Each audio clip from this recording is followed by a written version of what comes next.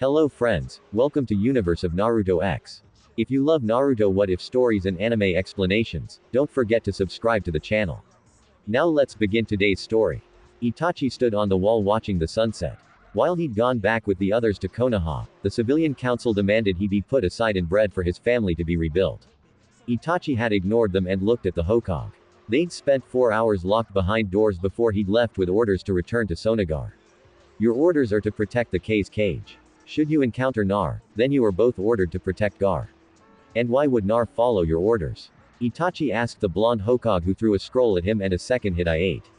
Give those to the brat and tell him I expect to see him upon his return to Konoha. Itachi asked about the rumor of Naruto's companion. He never went to the academy. I have no control over him. Tsunade said, he'll be tested once he arrives. Itachi did as ordered and returned to Suna that day. There is nothing in Konoha for me. The last aligned with the leaf thought. All I have is my word and I will die before I break that.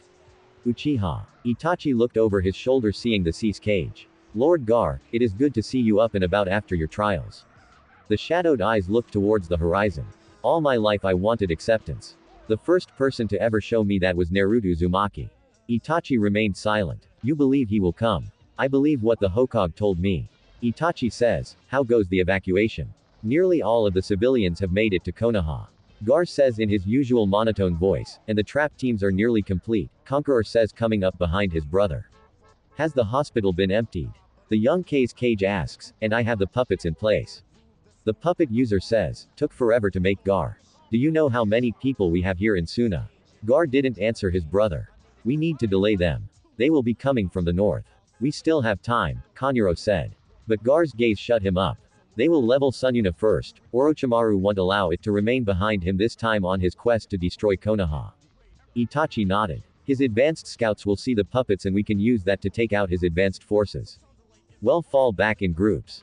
Gar continued. Make sure everyone knows their duties. Where are you going? Conqueror asks his younger brother. Tamari will kill me if you get hurt again. Gar stopped. I'm going to bed. We have time yet. Conqueror watched him go and shook his head. You know, if he would have ever mentioned sleeping before, I would have been fleeing to the borders and still running. He said to Itachi, it is a shame we will be without the power of the sand demon Shukaku. Itachi says, yeah, real shame. Conqueror mutters. I think I'd rather go as we are than to trust that crazy spirit that was sealed in him.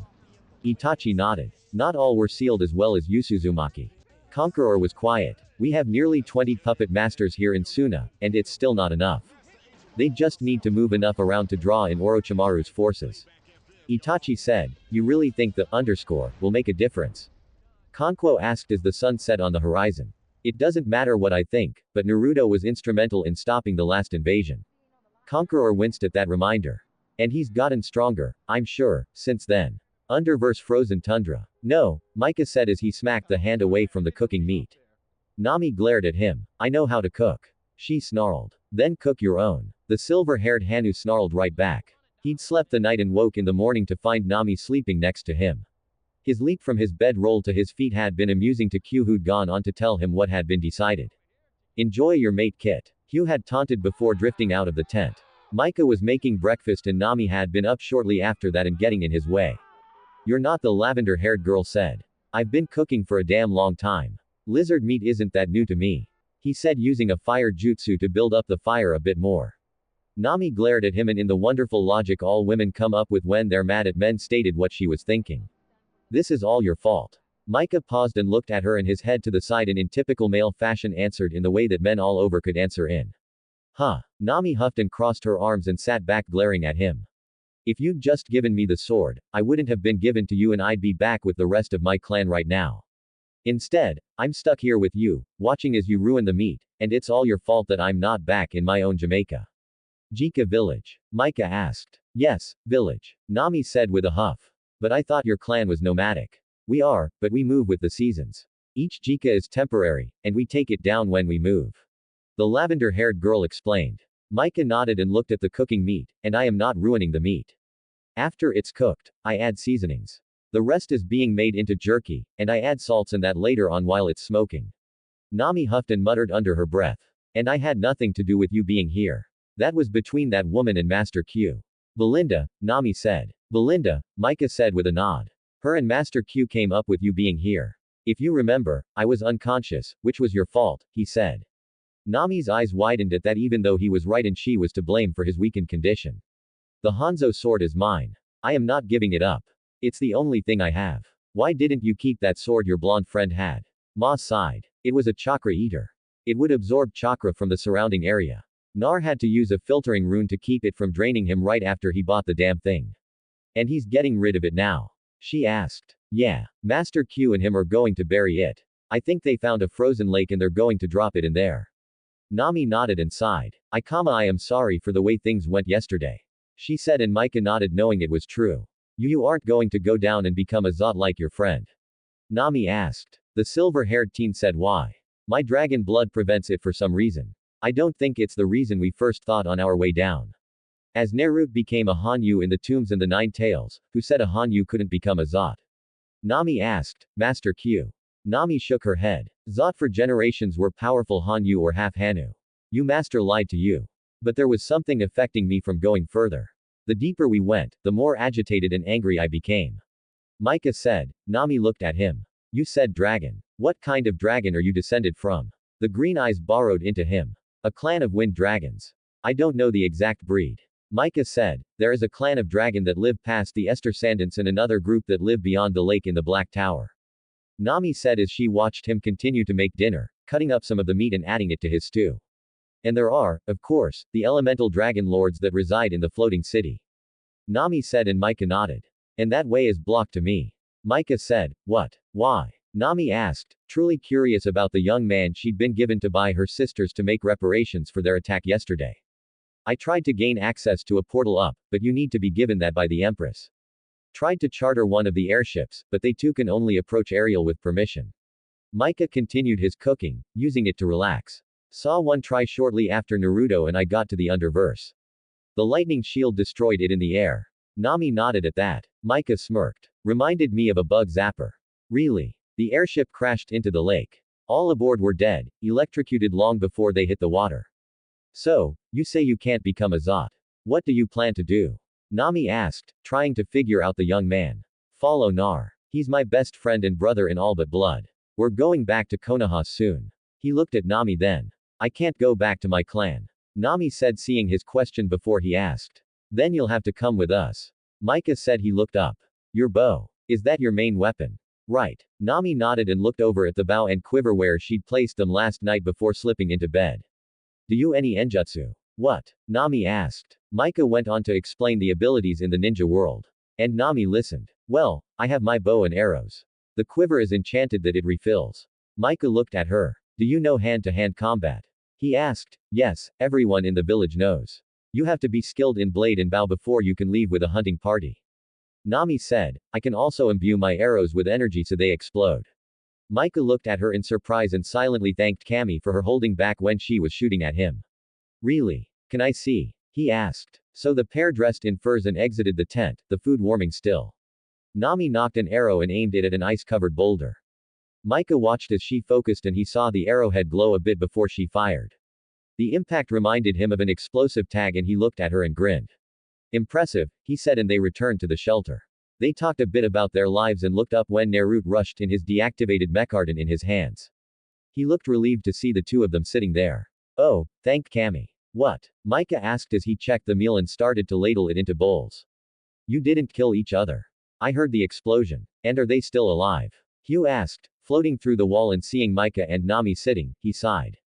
Do I need to leave a chaperone for the two of you? Never mind. What was that explosion? Micah and Nami looked at one another. What explosion? They asked innocently at the same time. Naru felt an eye twitch forming, and Q looked at the dragon Han. You and the lavender-haired girl.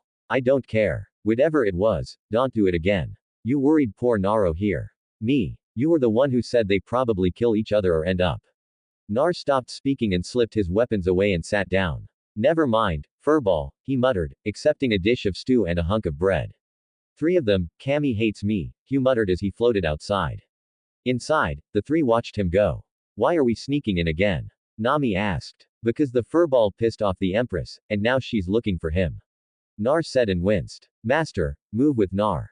Micah said, seeing the light shimmer of blue move out of Nar a bit. We're nearly to the portal to Low Town, Nar said. Keep quiet for ball. There are guards all over the place. I would kit, but something don't feel right. Hugh hissed in a low voice. He was currently using Naruto as a host by holding his form in him. Quiet, both of you, Nami said as they moved down the streets. Those aren't the Empress's guards. I don't know that symbol. Hugh hissed. Shut up, Micah said as they passed several vendors. Wait, Hugh hissed. Sell off everything and buy supplies. We won't be back for some time, so spend what you can and well hide the rest with Shippo. Micah nodded. Nami and I will take care of it. You and Naruto get to the den. The blonde nodded. His tails were under the cloak, and he was feeling cramped. Nami and Micah watched the two enter a portal, and then he looked at his lavender-haired companion. Well, sell off the hides and the furs, he said. Well, buy potions and get you a couple of daggers. Nami followed, her bow in her hands. Both her and Micah had no hoods, and they slipped deeper into the crowds. What do you think happened? Nami asked from next to him, her voice low and pitched so that only he could hear it. Not sure, but we can't get involved in anything political now. Konoha needs Nar and he needs to return there. You speak of Nar, but what about you? Nami asked as they looked for a proper vendor. I go where my brother goes. I left him once. I regret that every moment. I won't abandon him again. Micah paused and looked around. Where the hell is old Dan? Dan, you say? A vendor asked. Yeah, Micah said, approaching. You must have been out doing a hunt. The vendor said, and Micah just nodded. Not much luck on the tundra. But then again, it is a desolate place. Micah said, you said something about Dan. Oh, right. The vendor said as Nami bought a couple pieces of fruit. Dan and a lot of the vendors were rounded up a couple of days ago by those new guards. Don't know what the fist symbol means, but its ray means 0. Micah said something was tickling in the back of his mind, but he couldn't figure out what. Right. Well, anyway, those new guards came in and rounded up people who were complaining or speaking out against only humans being allowed in the upper city. Micah and Nami exchanged a look. What of the other races? Micah asked. Well, either they left or went to Low Town. The denizens of the lake killed numerous guards on their exodus and 6 battalions of troops are guarding the beach now. Micah didn't know what to say. We have to get out of here. Things are spiraling and if we remain, we'll be drawn into it. You need to sell something, the vendor asked. Some furs and hides, teeth and bones. Micah said, let me see. The vendor said. Micah pulled the bag out and looked at the vendor. You're a fruit seller. I'm also a merchant and I own 3 more stalls here. Micah showed the items and the vendor whistled. Now that must have been some beast to give teeth this size. It was Nami and Micah said at the same time, H and the hide thick. I'll give you 10 for the hide and another 2 for the teeth, 25 for the hide and 4 for the teeth. Micah said, you'll be able to make several pieces of light armor tops, boots, and the like. 12 for the hide and 3 for the teeth. The vendor countered. Nami watched as haggled, 20 for the hide and 4 for the teeth and not a silver lower. Deal. The vendor said and went to get the money from his safe. Micah looked at Nami who looked upset. 20 pieces of silver. You could have gotten a 100 times that. She said. Micah laughed. 20,000 for the hide and 4,000 for the teeth. Micah said, oh, that's better.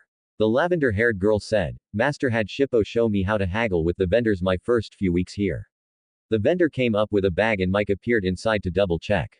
Nice. The holding bags are nice for money. Not as large as that one you have, but big enough to put money in. I'm throwing that in for extra, the vendor said. Micah took the money and after thanking the merchant went to another area and bought several herbs and potions that he knew wouldn't be available back in their own realm. He led Nami to another portal room and froze. There were numerous guards. The pair backed out without being noticed. What the hell? Micah hissed as Nami pulled him into an alley. How are we supposed to get to the den if there are guards? Nami was going to say something, but saw a poster with his image and Naruto's on it along with a description of Calbus. She saw guards coming and did the only thing she could. She grabbed him and pulled him into a deep searing kiss. Odagar, Lord Orochimaru, a masked Odo Nin entered and went to a knee before the throne. Rise, the snake's son said, his serpentine eyes studying the man.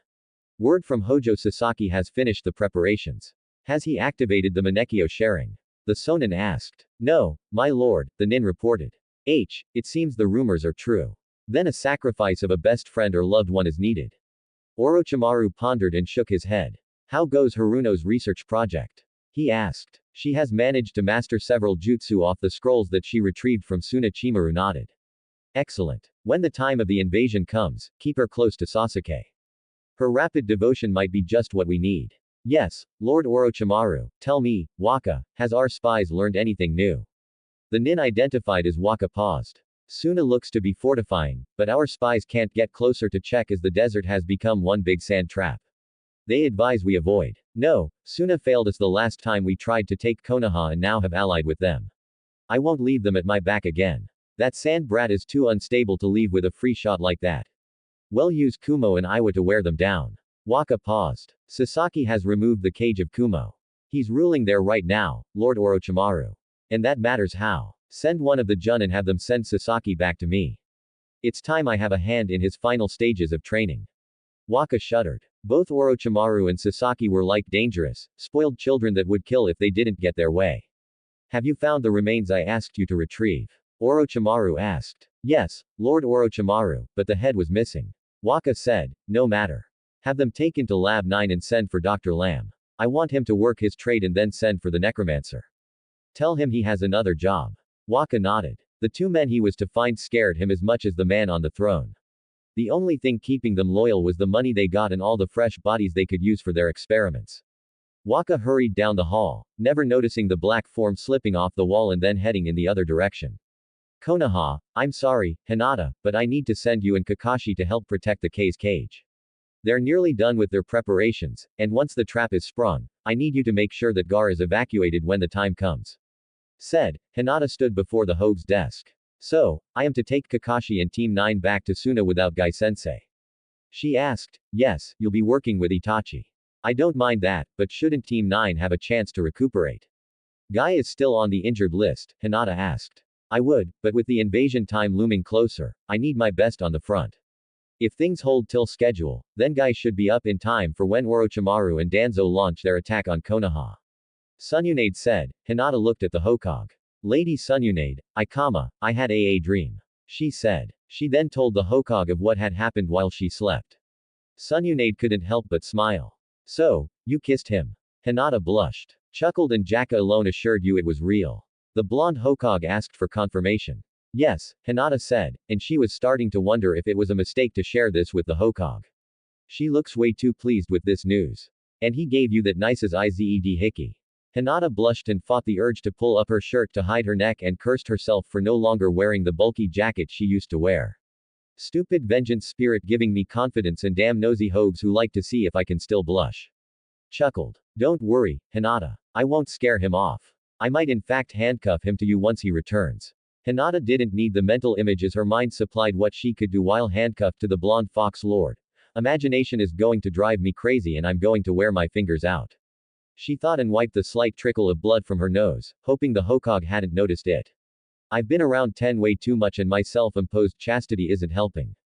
Hinata thought of all the times 10 talked to her and gave in Hinata's opinion way too much information on what happened between Team 9 in their apartment. Like, I need that kind of information about my cousin. Hinata, sorry. Hinata said, focusing back on the Hokage. Tsunade smirked. Do we need to have the talk? Hinata swore in her mind and wondered if she would see Nar again in the dreamscape or would he be back soon. Under verse solid a new low town. Nar sliding along the walls sneezed and looked around praying that the guards hadn't noticed. He'd used the Haram Jutsu to slip past the guards at the portal and Q had asked him after they were in Lowtown about Mika and Nami. Bless you. Thanks. Someone's talking about me, Nar said as he looked around and saw the street clear of troops. Worry about it later, Kit. We're nearly to the den. We use the sub and perform the ritual to return to the mortal realm. Hugh said softly, you sure Shippo got it ready? If that lazy Sova Inu didn't, I'll gut him with a spoon. Why a spoon? Nar paused and asked. Because it's dull. It'll hurt more. You and Micah really need to get a hobby other than coming up with weird crap. Nar muttered and slipped from an alley to the fence around the bar. With a simple chakra leap, he was over and crouched, his senses and bunless senses stretching out for danger. Use the hidden door. We don't know who all is inside. Hugh advised. Mad now that you have the coral in the walls to block scans. Stow it, Kit. It was a good idea at the time. There, move that brick and open sesame. Nar finished slipping into the hidden door and a space in the bar. Looks clear. Nar pushed the fake wall open and stepped out. Nar looked at the woman who made the shade very nervous enough to put Nar physically between them and back up into the hidden space in the wall. You ran away before we finished our discussion. Lord Kabi, the elemental empress said, standing alone in the middle of the bar. Well, I have my apprentices to train. The underverse is in danger. She pushed on. A new evil has risen on the horizon. The shade of Kobe stopped and sighed loudly. Hermione, my apprentices, and I are returning to their dimension. I can't get involved. Not get involved. It's imperative that I am not a lord of court. I am a prisoner. This boy is my gentry. Only because of a spell am I as you see me now. I can't be involved. Then all here is lost. She said, rally the people whomever is causing this peril. The people of the Underverse will unite around you. They took Ariel that have control of the lightning weapons. The Empress said as well as the Sorcerers Guild. The guild bows to their new master. And who might that be? I do not know. His troops have secured the upper city. There are a few down here, but they aren't as bad. They ignore Low Town in the down zone. Caillou, Kit, get your things ready. And Lord Caeley, I need you and your people. The Empress said, Your Highness, I can't get involved. The kid here needs to return to his world. They are at war themselves. And where he goes, I go. We are bound. The Empress sighed. You have the citizens of Solid O. Contact the Mer people of the Lacan nomads. They will fight for you. The Kitsunes here will fight for you. I cannot. Nar slipped around the pair. Kobe. I need you. No, you don't. You never did. The Shade said sadly. You were someone I gave up everything for. I can't be there anymore for you, Hermione. You are the Elemental Empress and you have the power to do anything except make you love me, she said. Naruto's eyes widened and he froze against the stairs, not daring to move. I will always love you, Hermione. But you were in love with Takasis, she said softly. She's dead, Caeley, and yet my heart belongs to her. She waits for me in Cam's court. When my time in the mortal realm is done, my punishment ended. I will be before her and Cammy. I hate immortality, the Empress said. Kalubi shrugged his ghostly shoulders. Give it up. Let whomever it is rule the Underverse. Then find yourself. Find a mate that will love you and be in love with you. She looked at Kobe, tears in her eyes. I loved you, but your station never allowed you to choose who you were with. Caillou said with a sad nod, lead your rebellion to reclaim the Topaz throne. Dissolve the council. Make your own rules. Find a strong mate and rule wisely. Kalubi said. The Elemental Empress sighed. And if I wanted you, no body, just a shade. Her eyes looked to where Naruto was, and Kobe shook his head. He's got a girlfriend waiting to see him. The Empress sighed. All the good ones are taken. Kalubi chuckled. Lead your people, Hermione. I have another destiny awaiting me. Will you ever come back? She asked softly. Perhaps. Who can say? Cammy works her ways mysterious to all, even her Metrian. The Empress looked at the Shade. Teach the boy well, Caillou, for next we meet again. I will be upon the Topaz throne once again, and he will assume his duties. Caillou chuckled. He's more independent than I was, and he's stronger. He won't kneel to you either, Hermione. He will lead the Vulpine race to newer heights than ever imagined before. Kobe looked where Naruto was standing. He is my heir, mine and Takos's. While I teach him, she has given to him and made him what he is now. Hermione, daughter of C, the Elemental Empress of all the Underverse, looked at the blonde nine-tailed youth. Rule well, child. You lead one of the most powerful races in all the Underverse. Naruto looked between the fox and the woman, unable to say anything. Soul at a new upper city. Makahamaru was no stranger to kissing women, but there was something about the kiss he was receiving from Nami that seemed to supercharge the air around him. When she kissed him, he'd been taken by surprise. As the kiss deepened, he felt complete for the first time ever. His toes were curling as she deepened it again, and he felt his whole body relax as he gave himself over to her. He was just enjoying it when she pulled back. He blinked as if waking from a dream to see her looking around. Come, we'll need a different way down. She said, pulling up her hood and looking at him. Wah? He asked dazed. There are wanted posters up for you and the other two. Nami said, pointing at a wall. It took a moment for it to seep into his fog brain, and he sighed. No, we won't, Micah said. Sexy jutsu. A puff of smoke and Micah was replaced by a young woman with silver hair and long pigtails. How do I look? Nami blinked at the newer voice. She reached out and felt real skin. What? The woman blinked her golden eyes and smiled coyly. Nar came up with a henge to use against perverts back in Konoha. He showed me how he did it. We realized that the side effect actually turned the user into a woman. Nami was still shocked by the transformation. Micah pulled a pair of glasses out and slid the tinted things on. It disguised her eyes. Why would he come up with something like that? Nami asked, amazed at the abilities the two had. A ninja needs things in their arsenal. Think about how useful this is for spying missions. Not only that, but perverts get knocked out at the more perverted version of this. Perverted? Nami asked as they headed for a new portal. Yeah, girl. Nar has another version he says is even worse. Hasn't shown me, but knowing him, I'd say it was needed for something he got trouble in. Naruto was sneezing several times and he knew it was Mika's fault. Mika looked at Nami and realized the kiss meant nothing to her. She used it to hide him from the passing patrol and he was wondering why that bothered him so much. Shaking his head mentally, the pair entered a new portal room finding 2 guards. Excuse me, sir. Mika said, my cousin and I were out in the Ester Sands. What's happening? The guard sneered. The Empress was overthrown. There is a new order here in Solid. A new Lord Pain has declared martial law. Only upper city dwellers are allowed up here. Mika blinked at the guard. Oh dear. He turned his female form to look at Nami. But how are we to hunt? You need to get a special travel pass. The other guard said. Mika looked at the pair. Then we need to get home. May we please? She asked, pointing at the portal. Next time you'll need a pass, girly. The first guard said and Mika nodded his head. Come along, sister. We need to tell father we won't be hunting until he gets us a pass. Mika pulled Nami into the portal and they vanished. How come all the hot women live in Low Town? The first guard asked. Not sure, but if I was their father, I wouldn't allow them to go out without an armed escort. That one with the silver hair had a set on her that would make a pleasure girl envious. His partner snorted. The purple-haired one carried herself better. Low Town, I feel dirty from just their eyeing me, Mika said as he cancelled the jutsu and they hurried down the deserted streets. Nami was quiet, her green eyes looking around. First time in Low Town. Mika asked. Yes, gloomy, I know, but then again, the rich live above and think they have it rough, while the people in Low Town work hard for everything. Many of them hunt the wilds and trade for what they need. Much like your nomads, but they live down here. Mika stopped in the middle of the street and looked at the woman coming out of the fox den.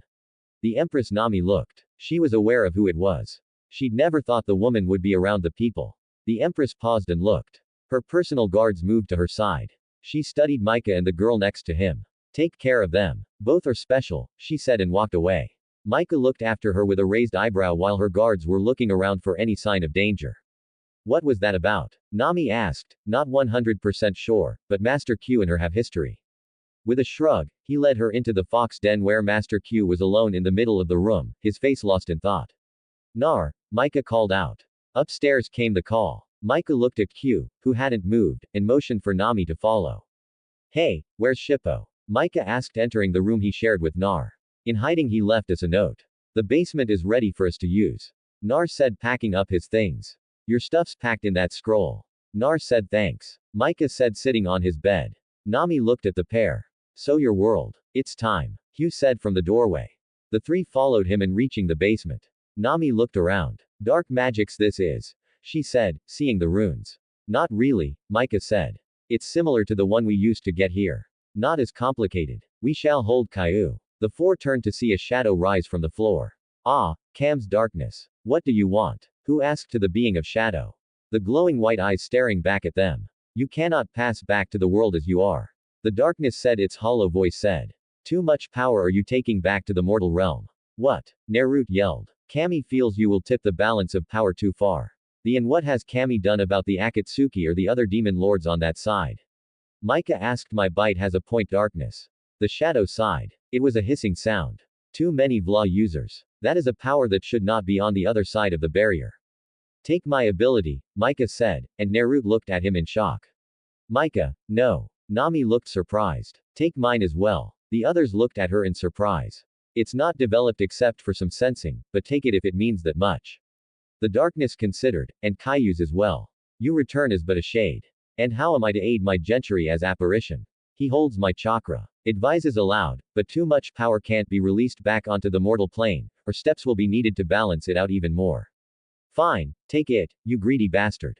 A chant from the shadow and Mika and Nami gasped. Kyobe's spectral face contorted. Cams will be done. The shadow said, she's on the rag again, isn't she? Kaylee asked. The darkness remained silent. Coward, Kyobe asked. Kami sees all and knows all. The darkness said, well, then you open the portal since I cannot now. Kyobe said. The shadow hissed and the space mark shimmered and a glowing blue portal formed. Safe journey and Kami watch over you. Pass. She can keep her blessing and keep her nose out of it. Kyobe said, drifting into the portal and vanishing. Naruto looked at the darkness and bowed his head. Sorry about him. He gets cranky when his plans don't go as he wishes. Mika and Nami looked at the darkness. Be at peace, dragon. Be at peace, warrior princess. The darkness said. The pair bow and step into the portal and vanish. The darkness remains. Kami will watch over you both. May you all be strong enough when the time comes. A wave of a shadowed hand and the portal closes. Hinata stood with Itachi on the wall. Her buggy eyes looking off into the distance. Since arriving several days ago, she'd spent days looking out over the horizon. The centuries would send warning. Conqueror said to her on the second day she was watching. It's not for the enemy she looks for. Itachi said, joining her. The puppet master wasn't sure what to say. We killed a couple of Iowa and sound nins that broke the barriers. Conqueror said as Gar joined the leaf nins on the wall. Hinata said nothing. She and Kakashi and Team 9 had arrived and Gar had not liked their orders one bit. The fact his own ninja agreed that he needed to be protected didn't sit well with him had reduced the soft-spoken cage to mere grunts. Her eyes watched the horizon. She'd left Kakashi to deal with Gar's safety. She had one real reason to be here and it had nothing to do with Gar. She knew he could protect himself. Her heart was on one and she knew deep down this would be the starting line. Odagar Sakura wearing a modified battle dress and the sound headband was around her neck. Her pink hair was in an elaborate braid and she wore black gloves. Report. She looked at Danzo first and once he nodded, she turned her sickly yellow-green eyes to Orochimaru. The scroll sported numerous jutsus in the medical field, and with Kabuto's notes in the time chamber, I have mastered them all. The snake Soning chuckled. Then using the last hourglass was not a waste. Tell me, Haruno, will you be able to kill your former friends? I had no friends in Konoha. Lord Orochimaru, she said, her voice taking on a hard edge. They all betrayed me when they chose the demon. Danzo Orochimaru called. Sai has been sent to retrieve Sasaki. Our allies will rally under your banner and we will wipe out Sonagar and then the leaf. I want Sunyuna leveled to the ground. Have the sorcerers ready to multi-uman the snakes. Danzo nodded. Took the scroll. The snake Soning raised up. Well, use the mercenaries first, then Iwa and Kumo's troops. Have the sound and your rude Andu run last. Danzo nodded. And the others Orochimaru laughed. Sasaki was ambitious and has absorbed Kiri and Kusa into the Iowa forces. Danzo was surprised by this. He hadn't been aware of what Sasaki had been doing. He killed the other cages. He and I will lead. The rest will follow. Orochimaru said looking at the map. After Suna and Konoha fall, the other smaller villages will be easy pickings. Lord Orochimaru. Rumors are that Akatsuki has been disbanded. Danzo began. Sakura, seeing that she wasn't needed, bowed to the two leaders and left. None noticed a shadow slip along the wall behind her. Yes, Orochimaru prompted. His gaze went to a mummified hand in a jar with a ring on it. Itachi was instrumental in their fall. It also is reported that Pain and Konan have disappeared, and no one knows where. Similar to the Kobe brat, Orochimaru said, narrowing his eyes. Itachi don't matter. His rejoining the leaf will fuel Sasake's anger to newer heights. Danzo looked at the leader of Odo. But don't you need him? Orochimaru snickered. I do, but it is also the reason I insisted that your little pink-haired spy learn the scrolls she stole from Suna. One way or another, my plans for Sasaki will go ahead as planned. He sneered. Danzo shivered. He had a bad feeling about the upcoming invasion. Konoha, get me the maps for the eastern defenses. Sunyunade said. She looked up as Shizune entered. What Jiraiya's reported in. He's got a 100 ninja from Waterfall. Takar sent us ninja. Asked surprised. They say they own Naruto. Shizune said. Sighed. I might ask Orochimaru for his jutsu to raise the old council and kill them again. Narukun is responsible for nearly all our alliances, and they Sunyunade shook her head. When I see him, I'm giving him the Hokage position. The new council won't let you, Shizune said. What new council? She asked her assistant. I thought you knew. The civilians and several low-level clans have formed a new council. They plan on a takeover. Great. Just what we don't need right now.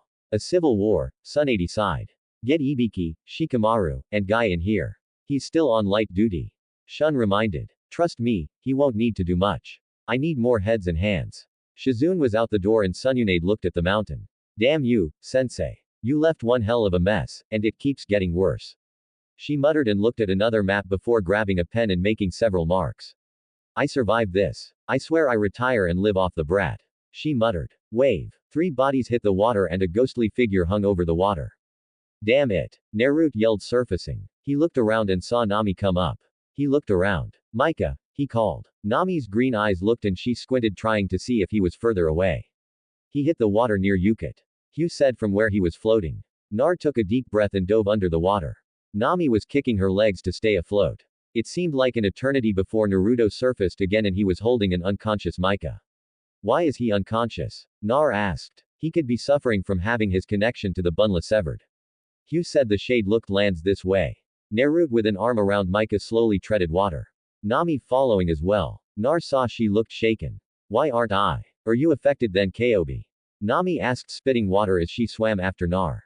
I have no physical body to feel with. You were sensitive. Ma has been using it since we got to the underverse. She remained quiet as they got to shore. Nar dragged Micah onto the bank inside. Nami joined them on Mika's other side. She reached out and felt his pulse. He's alive, just unconscious, she said after a moment of feeling the strong, steady pulse beneath her fingers. Where are we? Nar wondered. Ha looked around. Not sure, Kit. I thought for sure we'd end up on Keys Mountain again. Nar growled. Great. We could be anywhere. Nami looked at a nearby tree. Why not? Oh, higher and see if you see anything. I'll wait here and hope Mike awakes soon. Nar nodded and dragged his wet and sore body up the tree using chakra in his feet with a practiced ease. He made it to the top and looked around. Albi, he said, seeing a familiar sight. He looked down. Hey, I know where we are. He said, a huge grin on his face. He leapt down from branch to branch and landed with a smirk. We're near the old drunk's place. Hugh paused. Wave. Yeah, we need to make it to Suna. We're not making it anywhere until Makahamaru is on his feet. Nami said, getting the two fox lords to look at her. Right. So, we'll crash at the old drunks and visit with Inari. And this isn't a pleasure trip, Kit. We have to get information. And I promised I would get you to Suna first. Hugh said, and Naruto crossed his arms. I don't care. Soon is the other way. Hinata Konoha is that way.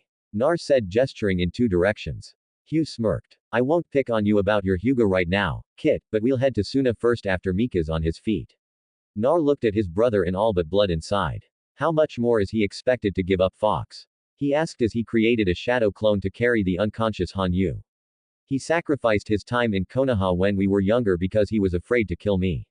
He sacrificed his Keek Jank to separate us. He couldn't become a Zot. He gave up his connection to Vanla. Naruto's blue eyes looked at the shade. How much more does he have to give? I don't know, Narobi said softly. He's been a true friend, and if it was in my power, I would give it all back to him. Nar looked at Nami. Why are we idiots? He asked the purple-haired archer. Because he gave up those things because he cares about you, Nar. Don't make them in vain. She's right, Hugh said as they traveled.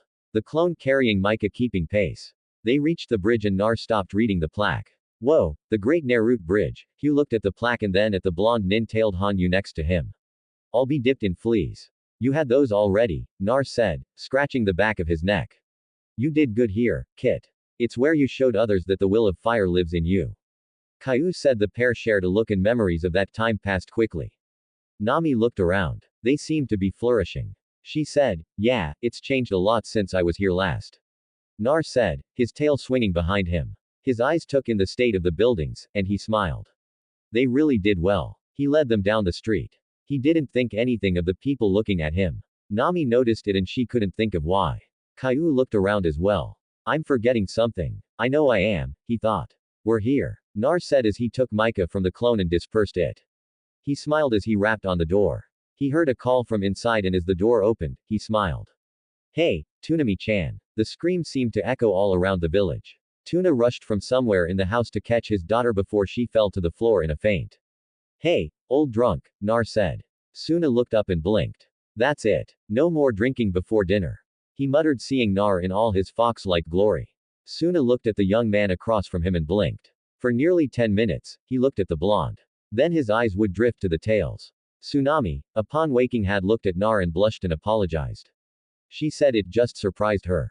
Nar smiled. Sorry for the scare. Just got used to be like this in the short amount of time.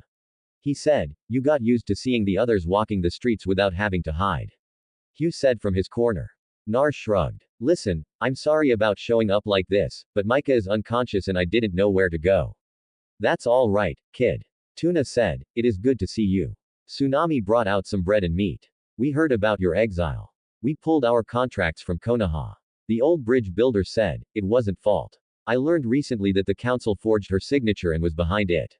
Nar said, I heard they were dealt with. Yeah, reports of mass executions taking place reached us as well. Tuzuna said, you've grown since I last saw you. He said, well, it has been nearly 3 years, old man. Nar said, nibbling on some of the food. The girl and guy with you. You trust them? Suna asked, ignoring his daughter's sounds of disapproval. Yeah, Micah is my brother in all but blood. Nar was looking at the old bridge builder. I knew him from when I was younger, and we were reunited after my exile. He saved my life. And the girl, Nar smiled. She's bound to Micah. And yes, I trust her to do what's right. You can stay as long as you want. We'll always have a place for you here in Wave. You're our hero, Nar. The blonde Hanu smiled as his eyes shimmered. Thank you to Zuna-sama. What's this Sama stuff, brat? I'm an old drunk, he said with a grin, and Nar shared a smile. The door opened. Mom, I'm home. Inari entered the house and stopped several steps in. Nar turned and smiled. Hey, Inari, how you doing? The younger boy blinked. Whoa. And slumped to the floor in a faint. Nar looked at the others in the kitchen. Why does everyone do that? 'Cause you're one beast. Hugh snarked and was thankful he was incorporeal as the roll passed through his head and Naruto growled at him. 10 minutes later, Inari was sitting there looking at Naruto, his eyes wide. That is so cool, he said.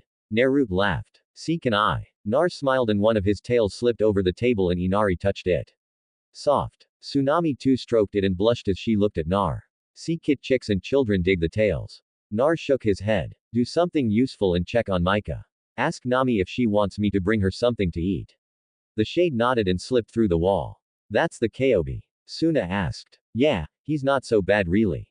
There were circumstances as to what happened to him. We've bonded over the last couple of years. Nar said he ate some more. So, any other news? He asked. Nami sat next to the bed, her green eyes looking at the silver-haired team. She couldn't explain it, but ever since he'd helped her back in the Valley of Mist, she'd felt something, a connection. She looked at the Hanzo sword leaning against the wall and was surprised she felt nothing about trying to take it. What is it about you? She thought as she watched him sleep. She'd remained here after Nurad carried him up. I don't want to get in the way as he talks to his friends is all, she rationalized. Her green eyes once more drifted to the face of the young man. He's a Hanyu. I'm a nomad. Shaking her head, she turned and saw the shade of Kobe rise through the floor. What is it? She asked. Nothing, child. Nar wants to know if you want him to bring you something to eat and ask about Micah. He's still unconscious, Nami said, her eyes going once more to the silver-haired teen. How are you holding up? I'm fine, she said. Why wouldn't I be? Nami asked. You care for him. You're attracted to him, Kobe said. I am not. Nami said, I barely know him. Kalubi chuckled. Yet your eyes can't leave him. You followed him across the frozen tundra, saved him from the lizard men and missed a dozen shots at him. You end up bound to him and barely left his side since. Nami glared at him. Who Wyram? Kalubi chuckled. I will not go away. And at times, yes, I am an underscore, but as a demon lord, I am an honest underscore. Nami made a hemphing sound and looked at Micah once more. He told me something prevented him from going further into the tombs. She said suddenly. Hugh sighed at this. I think it was Kami herself because there were dragon zots in the past. We passed numerous grave markers. Something was making him off balance. Kalubi watched as she reached out, her fingers touching his hair hesitantly. It's like spun silver, she said softly. Kobe smiled. It will be interesting to see when he reaches his majority if he will be able to shapeshift like his ancestors. I'd bet my fangs he'd be a magnificent dragon, but he's not a full-blooded Hanyu, Nami said, looking at the shade.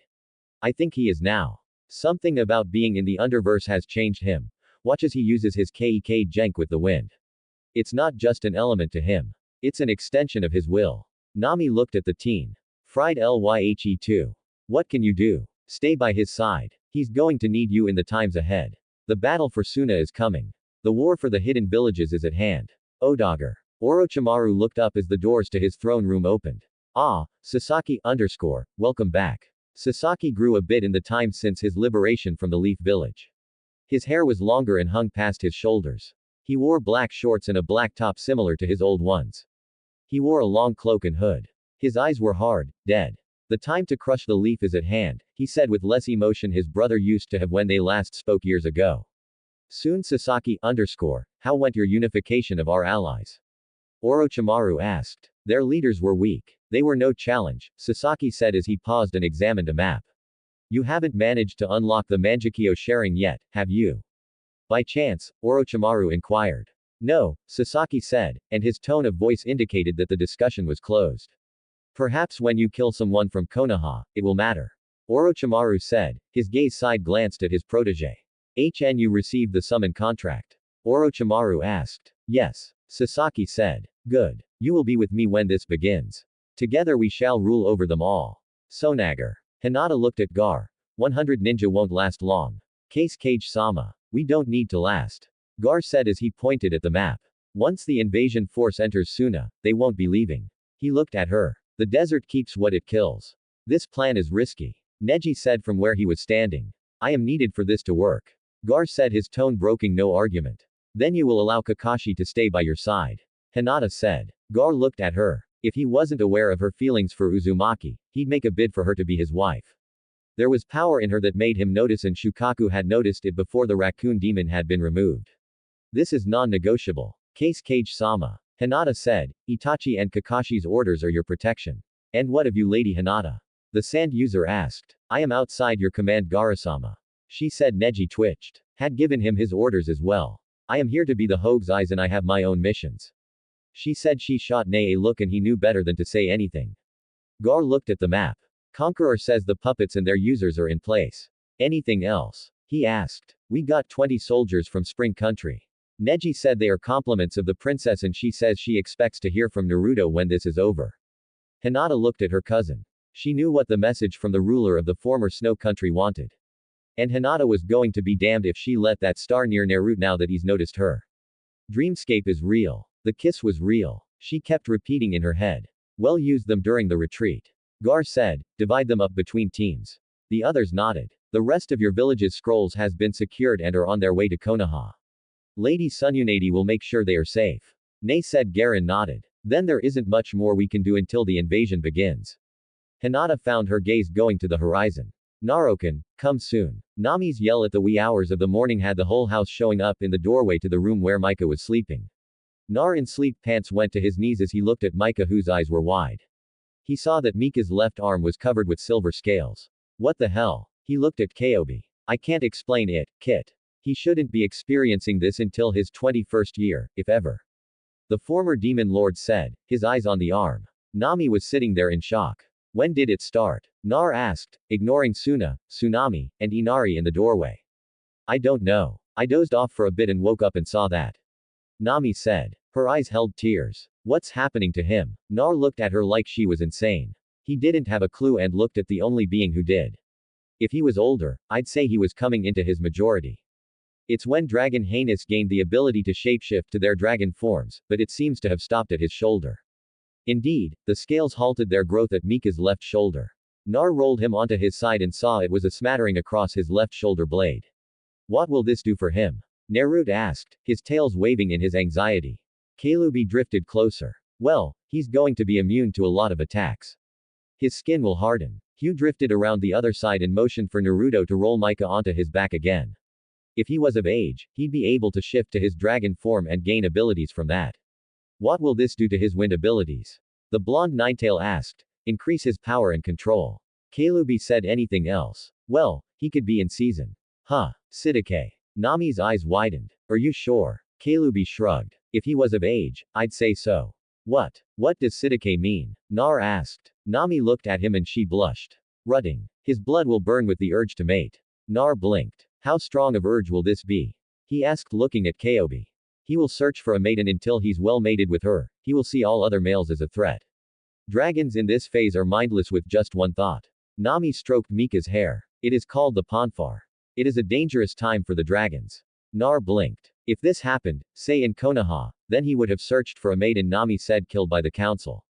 Caillou finished. If we were in the underverse still, he would probably take his maid and make a den. You're making it sound like he's going to wake up a mindless maniac. Tsunami said from the doorway. Close. Caillou said, we might need to get him away from here. I'll stay with him. Nami said softly. Ina wait, China asked, switching to Maida. Yes, he won't hurt me, Nami said, answering so the others understood. She turned her gaze to face Naro. Put a seal on the room. Nar swallowed. His eyes went to Nami. You don't have to. I am bound to him, she said. If not I, then who? Her gaze went to Tsunami.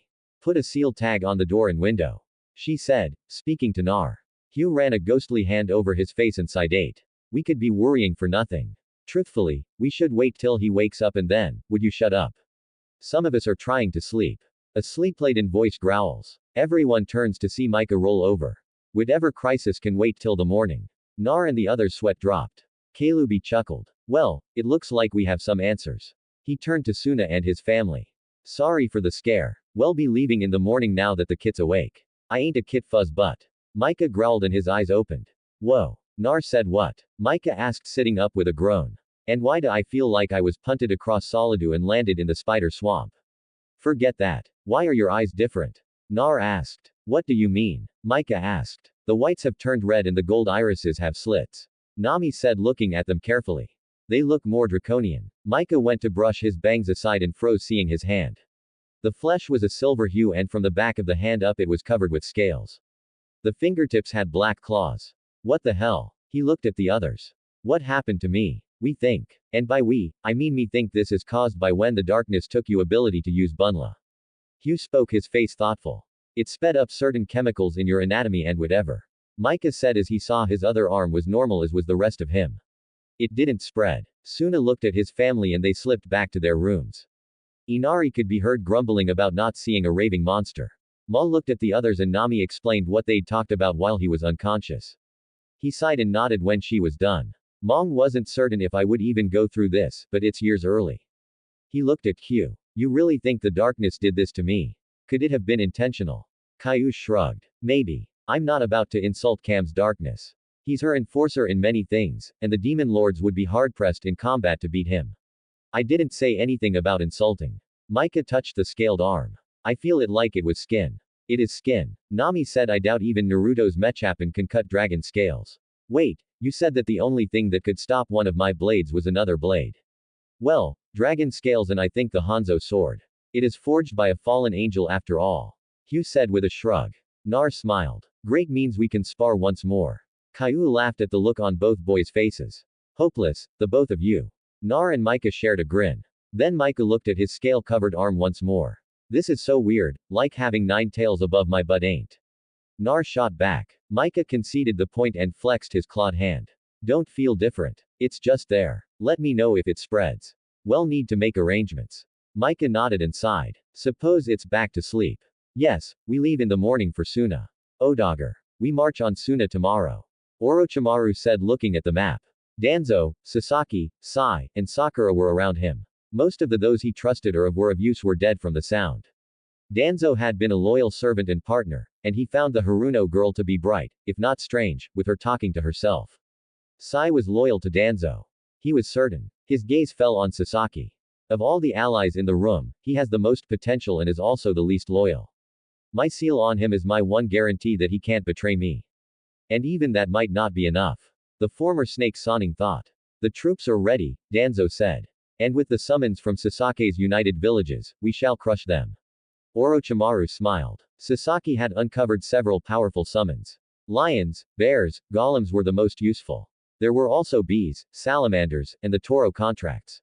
Orochimaru smirked at the thought of having a stampede of bulls tear through the defenses of Konoha. Yes, they shall be most helpful. Make sure they are spread out with multiple users. Danzo bowed his head. Sakura report. The pink-haired Kunoichi looked at Sasaki a moment. The medic teams are set up.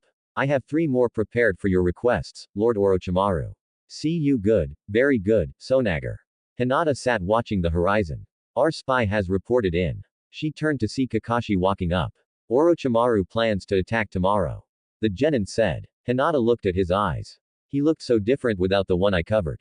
I am sorry, she said after several moments. He saw where she was looking and shrugged. You freed me, he said.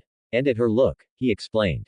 For too long, I lived in the past. I wasn't living for myself. I was living for Obito. I let myself fall into the same trap many with the Sharingan fall into. I became too in my own abilities and thought it made me better. He looked out over the horizon. You know, when I first took Team 7 on Naruto, never gave up. Sasaki was too much like me when I was his age. Too sure too. Nar, however, despite poor training, gave me everything he had and all I did was mock him. He looked at Hinata. I'm afraid. Kakashi admitted. What will he say when he comes back? Will you be the instrument of my death? Hinata shook her head. I don't think it's in Naruto to hold a grudge. He might never call you sensei again or be as trusting as he once was, but he will forgive you. She smiled. In his own unique way, Kakashi shuddered. He's going to prank me. You complaining? Hinata asked, raising an eyebrow. No, Kakashi said, and his eye became the familiar you, indicating he was smiling behind his mask. I'll take whatever I can from Naruto. Konoha has been too quiet without him around. Hinata agreed. Her mind recalled how he looked and she smiled as she recalled how his skin felt beneath her fingers. Kakashi watched as a small trickle of blood leaked from Hinata's nose. Thinking of could I pick on her? No, actually that would probably end up with me ending up like Hiashi. Hinata shook herself after a moment and wiped the blood from her nose. She looked and saw Kakashi was looking towards the horizon. Thank Kami. He would have said something and I'd have to retaliate. No one picks on me nor Nar too many times in the past. She thought as her mind flashed to the many memories she'd seen from those she'd administered the penance stare or the mind links she performed. No one will be allowed to insult Naruto anymore. He's been abused too much as is. Hanatana thought as she turned back to the horizon. Odagar. The sun was rising over the horizon as Orochimaru, dressed in his battle gear, looked over the Sound Village where the troops were gathering. He smiled as he thought about the events that would be happening. His troops were set to march, and this time there would be no stupid old men with a forbidden jutsu to save the sand and leaf villages. Surbi-sensei, your will of fire will be extinguished, and I shall rule the world. His serpent-like eyes picked out the Haruno girl. He sneered seeing her in battle armor near Sasaki. Her request that she be allowed to harvest Sasuke's seed. Flashback. Lord Orochimaru. Yes, Haruno. The snake Sonin said from his throne. I have a request, she said, going to one knee. And that would be Orochimaru asked. His curiosity piqued as she rarely spoke to him without Danzo present. I be allowed to harvest the Uchiha's seed. I found Kabuto-sama's notes. I know what you are planning to do. The leader of the Sound Village tensed. I could care less what you do, but if I can harvest his seed, I could with Kabuto-sama's notes prepare more bodies. What do you mean, Haruno? Orochimaru asked. I could with the notes and experiments Kabuto-sama left create you an army of clone bodies. Gestation would take 2 to 3 years for a mature body once I have the proper materials. Orochimaru studied the pink-haired girl. You came to me. You didn't mention this to Danzo. Sakura snorted. Danzo has his own plans, most of which include double-crossing you. By the way, Orochimaru looked at the pink-haired girl. Why? Why are betraying your master? Money, power, job, security, Sakura said, speaking each word, her eyes locking on Orochimaru. You pay me a small fortune. Take it from one of the villages you wipe out. I don't care. Power. You keep getting me scrolls on medical knowledge and I'll make your former teammate look like a rookie genin when I'm done. In job security, you aim to be immortal. I want to be by your side. I thought you wanted Sasaki, Orochimaru said after a moment. Sakura snorted. I wanted power and prestige. He's going to be filling a body bag or you'll be wearing his body soon. He's nothing but a whiny, my brother killed my family. Boo-hoo. Orochimaru smiled. I'll give you your conditions, Sakurahime. You follow through with your end and you will be very wealthy and I promise you everything you ask for. I'll even give you slaves to experiment on. Sakura smiled. Then we've reached an accord. She extended her hand and Orochimaru shook it. I love people who know what they want. End flashback. Orochimaru looked at Danzo in his battle gear surrounded by his retinue. Fool, you'll be dead soon after the leaf falls. You bid for power will be cut short and all it cost me was you head on a platter and Sakura given a village full of test subjects. Orochimaru looked at Sasaki. He just needs the right person to kill and his sharing will be to the final stage. But even if that don't happen, his body is prime for other things. Lord Orochimaru, a masked sound nin asked on one knee. Give the order. Move them out, he said, his gaze lingering on Sasaki for a moment more. Sand and leaf will fall. This I command. Wave. Nami woke to find the room empty. She looked out the window and saw Naruto and Mika in the backyard. Idiots, she said as they were fighting. Mika blocking Naruto's chakra blades with the Hanzo sword, and she nearly screamed, seeing his scaled arm intercept a blade. Her breath caught as the arm reflected the blade and the two continued on, their speed increasing as they started to fight atop the stream behind the house. Their movements barely leaving ripples on the water surface. Something to see, aren't they? Nami looked over her shoulder to see Q in the doorway. Does anything keep them down? She asked. Not sure yet. They remind me of this one rabbit demon I knew. Energizer was energetic to the point where Shukaku was ready to declare war on him. Nami was quiet. You mentioned Shukaku before. Mika has told me in our talks that you keep switching calling Shukaku male and female. Q chuckled. I was waiting for one of the kids to ask. Nami looked at him. Well, I'm asking and I'm waiting to hear from one of them. Their expressions will be something to see. Nami growled and Q laughed. Tsunami has breakfast nearly ready. Wash up.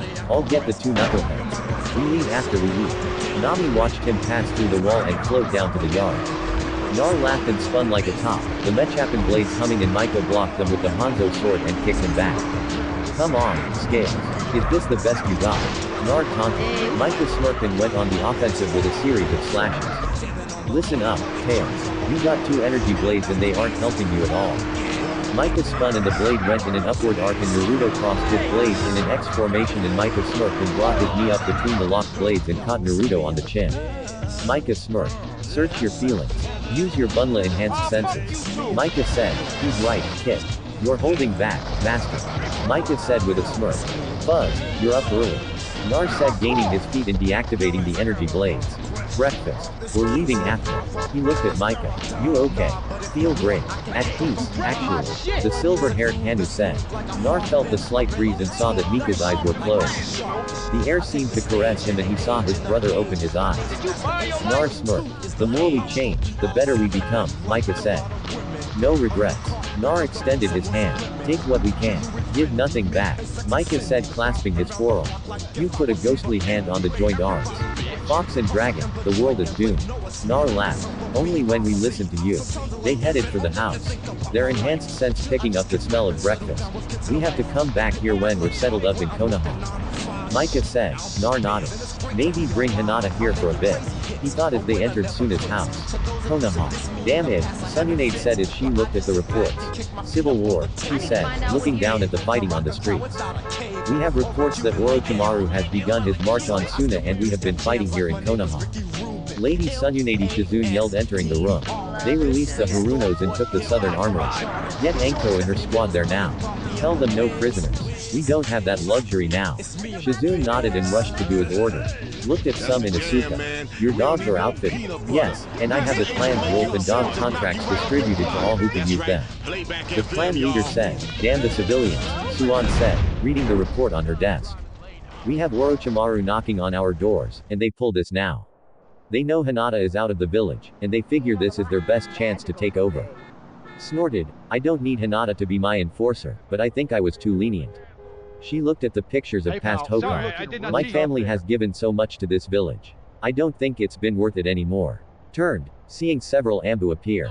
Take 4 squads and eliminate the insurgents. We can no longer put up with this foolishness. This is wartime and their actions are those of treason. No survivors. The Anbu vanished. She looked at Anko. No one gets out of the southern sector. Anko put on her mask. As you command Lady Hokage, she too vanished in a twirl of leaves. I hate my job, Sununade said. Hanabi, she called. Yes, Lady Sununade, the clan leader of the Haug inquired. Get 6 of your people on the southern gate wall. They are to make sure no one hides. Hanab nodded and left. This village makes it so hard to care about when they pull like this. Sununade said, maybe I should pull the shinobi out and let Orochimaru destroy the village. Soon looked at the 5th Hokage in shock. It's just buildings and land. As long as there are loyal ninja, the leaf can't die. Sununade said to the Inuzuka clan head. Lady Tsunade Uruka entered dressed in a Junin vest. The Suna civilians have been evacuated to the caves in the mountain. He reported, start evacuating the west sector. She said, post the genin teams along the way to act as guard. Uruka nodded. Have Konohimaru and his team posted as guards at the entrance. Uruka paused. He won't like that. I don't care. If that brat gets killed, Nar will never forgive me. Tell Ebisu to keep a close eye on him and not let them sneak off. Uruka nodded and left. I am so tempted to make someone else Hokage and just worry about the hospital. Muttered, picked a hell of a time to quit drinking, Lady Sununade. Sunam said, I haven't drank since Naruto was exiled. Of course, I find that I've been a lot more since then as well. Sunam shook her head. You need a Mansunade. The blonde Hokage snorted. I've got Jiraiya, she said. And the Inuzuka clan leader looked at her in surprise. Don't look at me like that. I do have needs and urges like any other woman. But he's so perverted. Some said, yeah, and the things he can do, Tsunade said with a smirk as she studied the map. Well, need some of your dogs along the retreat for Gar and his teams. I want you to have them join up and help with the hidden runs. Soon nodded. I'll put Hana in charge. She said, to which the Hokage nodded. You'll join the last evacuations and act as guard. Sununade told her. And where will you be, lady? Some asked, bashing in Orochimaru's head. The blonde Hokage said. Between Wave and Suna. Why a who? Nami watched as Micah used his wind manipulation to juggle Nurid higher and higher. Shouldn't we be moving at a quicker pace? She asked as Nar cleared the treetops. She's right, Kit, Caillou said. It had been an emotional goodbye, and they'd left with a promise to come back soon to visit. Nar came down, his tails behind him, and Micah caught him before he hit the ground with a cushion of air. We're almost to Sunyuna's border. Nar nodded. It'll be like walking the Ester Sands, he said to Nami. Naruto paused. Fox, he said. What is it, Kit? I'm not sure. I feel it's a buzz in the back of my mind. Your bunless senses are warning you of danger. Hugh said. Micah looked at him and with a whoosh was airborne and rocket straight up. He can fly, Nami said. Yeah, he's gotten way stronger, Nar said. They watched him as he seemed to look in each direction. He finally came down and gently touched down. There is a large army coming from the north. They are headed towards Suna. Micah said, can we beat them there? Nar asked. Micah looked at Q. We can, but you'll need to hold on to me and Master Q will be left behind. Do it. I'll catch up. Micah nodded and motioned for Nami and Naro to hold on to him. Breath normally, he said, and Nami screamed as they rocketed into the air. Naruto Konoha could see was grinning like mad. Adrenaline junkies, both of them. The shade muttered and went as fast as he could. Damn the darkness for leaving me powerless. He muttered thinking of what he could have done to aid his charges. On the horizon, he could hear the sound of a large army on the move. Sonagar Lord K's Cage outer scouts report Orochimaru's forces have entered the desert. As soon reported, sound the alert, Gar said. Prepare for battle, Gar turned to the others in his office. Remember, we lure them in and the puppet squads will perform their tasks. Keep your squads together, and well retreat in waves. The others nodded. Kakashi and Itachi stepped up next to Gar, who looked at them. Fine, he said, more of a growl, and Hinata left out the window to find her own group. She'd assigned herself to Team 9 along with a couple of Sunyuna nins. I'm excited. Is it because of the coming battle or the thought of opening up on those who did Naruto harm? Neither, little one. You know those you want will be the last ones in. Well, need to be careful till we meet them in battle. Focus on the now and worry about the pink-haired underscore, and the Uchiha for later. Hi, vengeance and war both are good for business. Hinata thought to the spirit of vengeance in the back of her mind. She reached her position and Nae passed her the armor they had gotten from Spring. It's warm, but it will be useful, Neji said, seeing her distasteful look. Hinata entered the building and came out several minutes later, the armor under her clothes. Today, we show the sound that flames of Suna and Konoha. Lee said. Ni smiled at the taijutsu master. Lee was wearing a modified Ambu armor over his own chakra armor.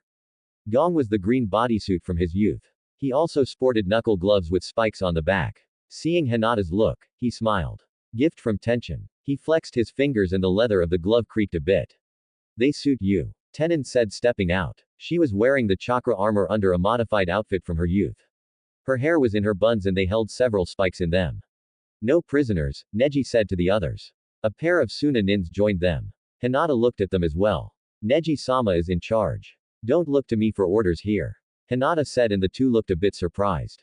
But you're the Hogue's apprentice. One said Nae has more practical field command experience. Hinata said. Neji nodded and smiled to his cousin. Remember, don't set the explosives off till you're ordered, too. He reminded them, we want as many of them in the streets as possible. Tenen flexed her hands and the panta claws slid out with a snicked sound. Hinata watched as the weapon's mistress stretched and flexed with the claws before they slipped back into their forearm sheaths. Lee was bouncing from foot to foot with anxious energy and Neji was leaning against the wall. Now we wait for the signals, he said, his eyes closed. Damn it, Micah, faster. Nar snarled as they cut low over the dunes. That advanced party will beat us there. I'm working on it. Nar, Micah said, we need to inform them of the larger force coming after. Nami said, clutching her bow. We should make it in time, but we might be attacked beforehand. Micah said as he increased the air around them to spin faster. They were kicking up huge tails of sand behind them as they zipped over the ground. Micah refused to go higher as they could be spotted by the sound advanced guard. Look, Nami said in pointing. Another advanced group, Naruto said. Damn that snake bastard. They'll get there first, Micah said, judging the distance. Can't you go faster? Nami asked. Can you lose weight? Micah muttered and then his eyes widened as the killing intent slammed into him. Tell me you did not just say what I think you said. Nar said, his own eyes wide. Micah swallowed. I blame Kami. She's out to get me. Micah thought as his gold-red eyes to where he was holding Nami. Die Nami. No, Nar. Micah screamed as Nami started to strangle him. Nami. Nami. Let him go. He didn't mean it. Nar said as they were losing altitude. Men must pay. She roared and bashed Micah over the head with her bow. Sadly, this had some consequences. 1. It had Ma lose his concentration. 2. Nar and Nami fell to the sand below. 3. They landed in the middle of the first wave of enemy nins. Nar got off the nin he landed on and looked around, his gaze landing on several of the Kumo and Iwa nins around him. Hey, nice day for a stroll, he said wearily. I am going to kill him. Nami said, getting to her feet. The nearby male nins took several steps back. Irate kunoichi were something no one wanted to deal with. Naruto sighed, seeing they were surrounded by nearly 80 ninja of Iwa and Kumo. We're so boned, he muttered. Sonagaka, what happened? Kanyuro asked from his place on the wall. Something fell out of the sky and into the middle of their formation. It stopped them, Itachi said from his position next to Gar. I swear I heard Naruto, Kakashi said, squinting over the desert. Signal the first group to get ready. This could be a trap, Gar said, his own gaze locked on the swarm of enemy nins stopped 1,000 featuring from the wall. Up in the air, Makahu Melwasu looked down at the gathered ninja. I can't believe I did that, he muttered, rubbing his throat where Nami had throttled him. He saw that Naruto and Nami were in the middle of the nins and there was no escape routes open. Well, Master says, we need to fix our mistakes. He muttered and gathered wind and chakra for an attack that he'd learned in Solid O. Goku was cool in this attack rocks. Micah thought as he pulled in more and more air and chakra ka Nami and Naruto back to back. Nami holding the pair of short swords Micah had bought her and Naruto armed with a pair of kunai. I don't want to give away my big guns yet. He thought, his tails waving behind him. Look at what we have here, boys. Akumo Nin said, fingering a kunai of his own. He looks like a little Yandami. An Awa Nin said, holding a spear in his hands with fox tails. Akumo Nin said in puzzlement. Ka was heard from above and Naruto's eyes widened. He remembered the day Micah learned that attack. Flashback ESTERSANDS. I'm telling you, he's not from around here. Micah said, pointing to the unconscious figure they'd pulled from the sand pit. Yeah, but he's wearing orange. He can't be bad. Nar agreed. Hugh sighed as the two apprentices insisted on helping the stranger who fell out of the sky while they were hunting. Fine, but if he goes insane and kills you, don't come crying to me, Hugh said, floating away. 3 days the stranger finally woke up and was hungry. Micah cooked a feast of meat and scavenged fruits from the desert plants while Goku told them he was on his way back to see Kami when he'd fallen off Snake Way. Nar and Micah had spent time training with him around the desert and the three had bonded over various things. It was when a sandworm had exploded up and tried to eat them when Goku showed them the Kamehameha attack.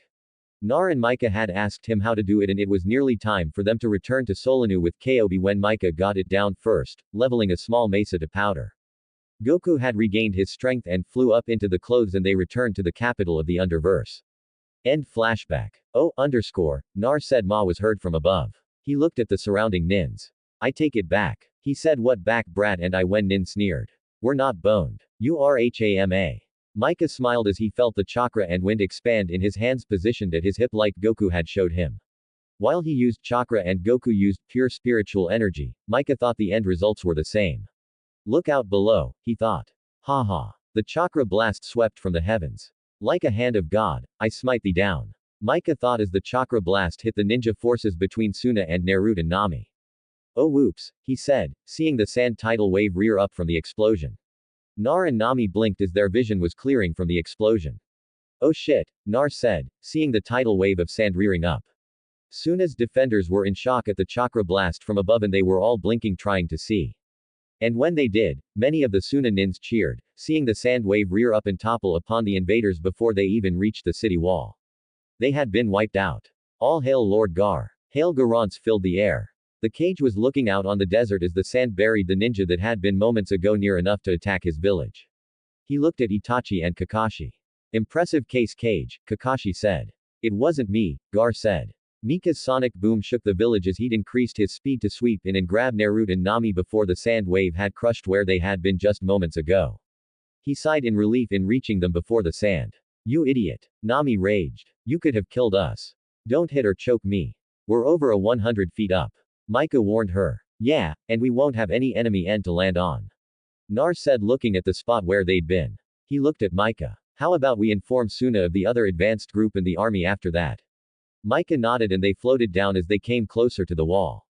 Naruto smiled seeing Gar. He couldn't help it. He gave his big grin and laughed. Hey Gar, what's up?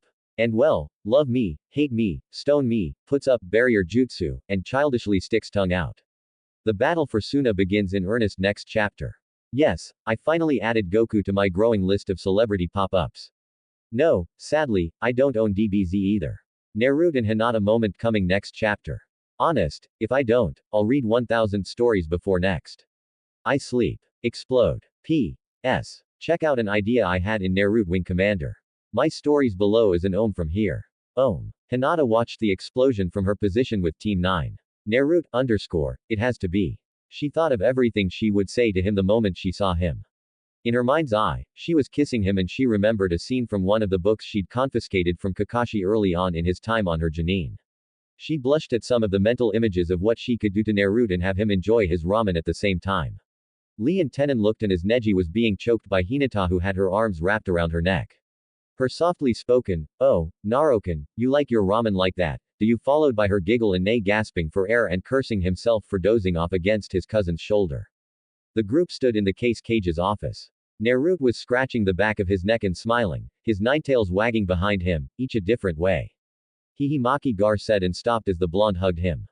Heard you died, the blonde said, releasing him. How felt it? Nar said looking at the eyes of his fellow Jinchuriki. Former, he no longer holds Shukaku. Nar mentally corrected himself. You've changed, Gar said. And not just physically. Nar shrugged and was going to respond when the door banged open and Hinata tore into the room. She stopped seeing Nar, her eyes wide. Nah, I thought we got past that on the dreamscape. Hinata-chan, Nar said, and found himself being hugged tightly by Hinata. His arms went around her as did his tails like a protective cocoon of blonde fur. Looks like he's become someone's personal plushie. Stow it. Micah, Naruto said, looking over his shoulder and seeing his brother in all but blood being whacked by Nami on the shoulder. Nar turned back to see a wide-eyed Kakashi with Team 9 looking at him. Hey Kakashi, Naili 1010. He said to each of the Konohanans entering the door. Naruto, you Kakashi was stumped. He'd known he'd see Nar again, but he never thought the blonde would be sporting 9 foxtails. What happened? I grew up, Nar said softly. He looked down and saw Hinata still wouldn't let go. Her face was buried in his chest. Is she smelling me? He thought. Naruto, you burned bright with the sunshine of youth. Yosh. Nar grinned. Looking good, bushy brow. I see 10 finally got you out of those tights. Nightly, Neji said with a smirk as his life partners blushed. And you have a sense of humor. How'd that happen? Naruto fired back. Hinata. Nae said. Naruto looked down and saw her look up at him slightly before burrowing herself against him tighter, her arms locking around his waist. You wiped them out, Conqueror said, entering the office. You wasted all our time in one moment. Not really, Nar said. That was the first wave. There's another group the same size and then the main army still coming. You saw them? Gar asked, looking at the map. Where? Micah looked at the map and pointed out the 2 locations. They're 2,000 feet ahead of the main army here, or they were when we last saw them. The others looked at the map. Our plan can still hold, Neji said. Actually, Nami said, how about we take out the next advance group and then do whatever you have planned? It would be more effective. Kakashi said, his eyes still looking at Nar. Hey, you got tails. Conqueror said, finally noticing the fur-covered appendages. And you're still playing in Tamar's makeup kit. Naruto fired back. It's not makeup, it's war paint. Others in the room chuckled. Dude, it's makeup. Micah said, who the hell are you and why is your arm wrapped up? Micah looked at Nar. I trust them. Kakashi looked down at that. Even now, gods, sensei, I really up my life, yet he still is willing to give me a chance to know what's going on. And here I'm being suspicious about him and his changes. Micah nodded smirk to Gar. I'm Makahamaru Melwasu. I'm a dragon Hanyu and Nar considers me his brother in all but blood and I him. He unwrapped part of his forearm showing the silver scales. As for the wrapping, well, this just started and I figured it best to have some surprises. He said with a shrug. Nar made the introductions and looked down seeing Hinata still hadn't let go. And this is Hinata. Micah got a smirk on his face, but saw the look in Naruto's eyes, let go whatever he was about to say. So, we have the snake and the temp coming here. He looked at Micah. I feel special. The others, not sure what to say, looked at the blonde. Cammy's giving us a welcome home present. Shame if we don't give them a proper thank you. Micah said, I've got an idea. Nar said, no. Nar looked at the pale eyes he'd thought about since the dreamscape and times before that. Hinata-chan, I'm not letting you out of my sight, Naruto Uzumaki, she said, stamping her foot. They were in a room down the hall from the case cage's office. She'd grabbed him by his ear when he'd suggested his plan, and she'd growled to the others they would be back. You just got back, and you want to go alone to fight an army. she said, looking at him. He could see feet in her eyes. Not fear of him or his appearance, but of the thought of losing him now that he was here. I won't be alone, Micah and Gar, Naruto started to say, but Hinata stomped his foot and he held in pain. Stop trying to be the hero, Hinata. No, I just got you here. I can't lose you. Please stick with the original plan. Nar sighed. But if we can stop the advanced guard and see what the army is like, you could die. This is a suicide mission, Hinata said. You, Gar, and Mikahamaru go out alone with no other guards. We have the best chance for success. Nar said, trying to keep calm. Yelling wouldn't do anything except probably get him a Jukin-powered slap. Hina-chan, he said, taking her slender hands in his claw-tipped ones. Mika's wind control, my raw power, and Gar's sand control. We can stop the advanced guard long before they get in range of the walls. If we use some tactics Micah and I learned on our journeys, we can cause havoc with the army. We could do that on the retreat from Suna. Hinata said, we have surprise right now. We'll lose that once they pass Suna. Nar countered. Hinata saw she wouldn't be able to change his mind. She lunged and hugged him again. Then let me go with you, she said. Nar was at a loss how to handle this. He knew she was strong, but his protective streak was screaming at him to deny her this. Kami, what do I do? Miles away. Danzo Orochimaru said. Hi, the root leader said, stepping up. Split our forces. Half tuna with the advanced guard. We're going through wave. I think a pincer attack on Konoha will be better now that I think about it. Danzo looked at the snake Soning and Danzo, you will lead the assault on Suna. Orochimaru stepped away. Sasaki Sakura with me. The pair followed and Danzo tightened his fist. Prepare the forces. He ordered to a nearby Nin Iwakumo en route to Suna. Aim Chemir and Odo with Lord Orochimaru. As the messengers went out to divide the forces, Danzo had a bad feeling about this. He looked around. Sai Sonagar Itachi sighed. Spy reports that the army is dividing. The others looked at him. Where? Kakashi asked. Orochimaru is leading one half away. They're going through wave. Nami and Micah exchanged looks. Wave. They're defenseless. Micah said farmers and merchants. Nami agreed. Micah looked at the board with the map and Konoha won't be looking in that direction. That bridge. He looked at Nami. This just got more complicated. Neji said, we need to send a warning to Konoha. Kakashi said. Itachi nodded. I sent a raven already once the spy sent me the warning. But what about the people of Wave? Ten asked. They'll be slaughtered. Ma looked at it. I can delay them. He said. No, Nami said. Not by yourself. I have to go alone. Alone where? Nar returned with Hinata, his arm around her shoulders. Micah explained the situation to the nine-tailed blonde. Damn it, he growled. He still has a large enough army to make Konoha burn to the ground. Itachi said and Nar jumped, not realizing he was in the room. Hello Naruto. Finally figured out your legacy. I see. Itachi said. Hey, Itachi decided to come home. I see. Nar said. Itachi bowed his head. When we have time, we must talk. Yeah, in time, Nar muttered. His gaze went back to Micah. Are you sure you can delay them? No, he can't. Nami said. Yes, I can. Even if I have to bring the bridge down to do it. They'll either need to go back around or they'll need to make boats to cross then. Nar said looking at the map. Narg asked. We need to do this. He said. Gar and Nar shared a look. The Cease Cage nodded. Utsuaki and I will lead a small detachment out to take the advanced guard and lead the other force in. The rest will prepare for the follow-up of the plan. I'll be heading to Wave, Micah said. He looked at Nami. I need to go alone. It's the only way I'll get ahead of them. He said, seeing her green eyes looking at him unhappily. Delay only, Nar said. I want to see you in Konoha. Micah smiled. Hey, it's me, he said with a grin that mirrored Naruto's own. Micah then turned his eyes on Hinata. Lady Hinata, look after him, please.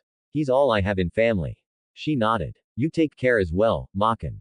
You are precious to Nar and that means you're precious to me. She said. Micah was nearly to the door when Nami stopped him. I have to go, she gripped his arm. Lucipile du saw. Come back to me, she said softly, her eyes trying to convey what she was trying to say. Micah seemed to understand. I'll see you in Konoha, he said. Nami did something then that surprised not only herself and Micah but the others as she grabbed him and kissed him. When she pulled back, she looked at him. Stay safe, he nodded and was out the door. Can he do what he says? Kakashi asked. Yeah, he can, Nar said, watching the door. Shaking his head, he looked at the others. Now, let's get ready. Naruto, Gar, Nami, Hinata, Itachi, Kakashi, Lee, Tenten, and Neji slipped over the dunes.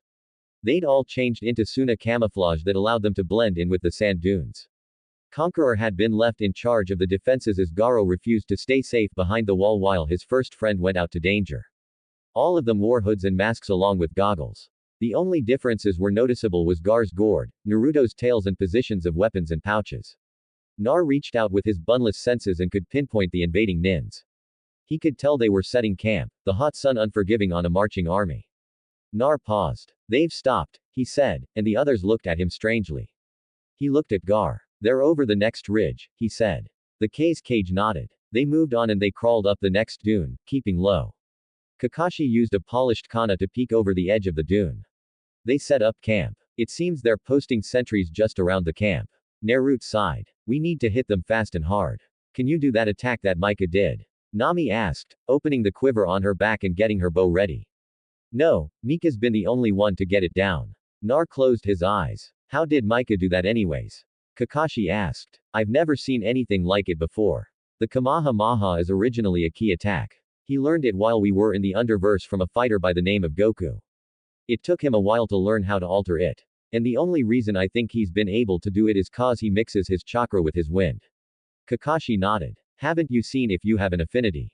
No. Mainly because I can use every element because of the Kyuubi's chakra. I'm not sure what happened after the merger, but I feel a bit different. You mentioned earlier during the briefing that the Kyuubi is in spirit form. Where is he? Neji asked. We left him behind to reach Suna as he was incorporeal. Mika might pass him on his way to Wave.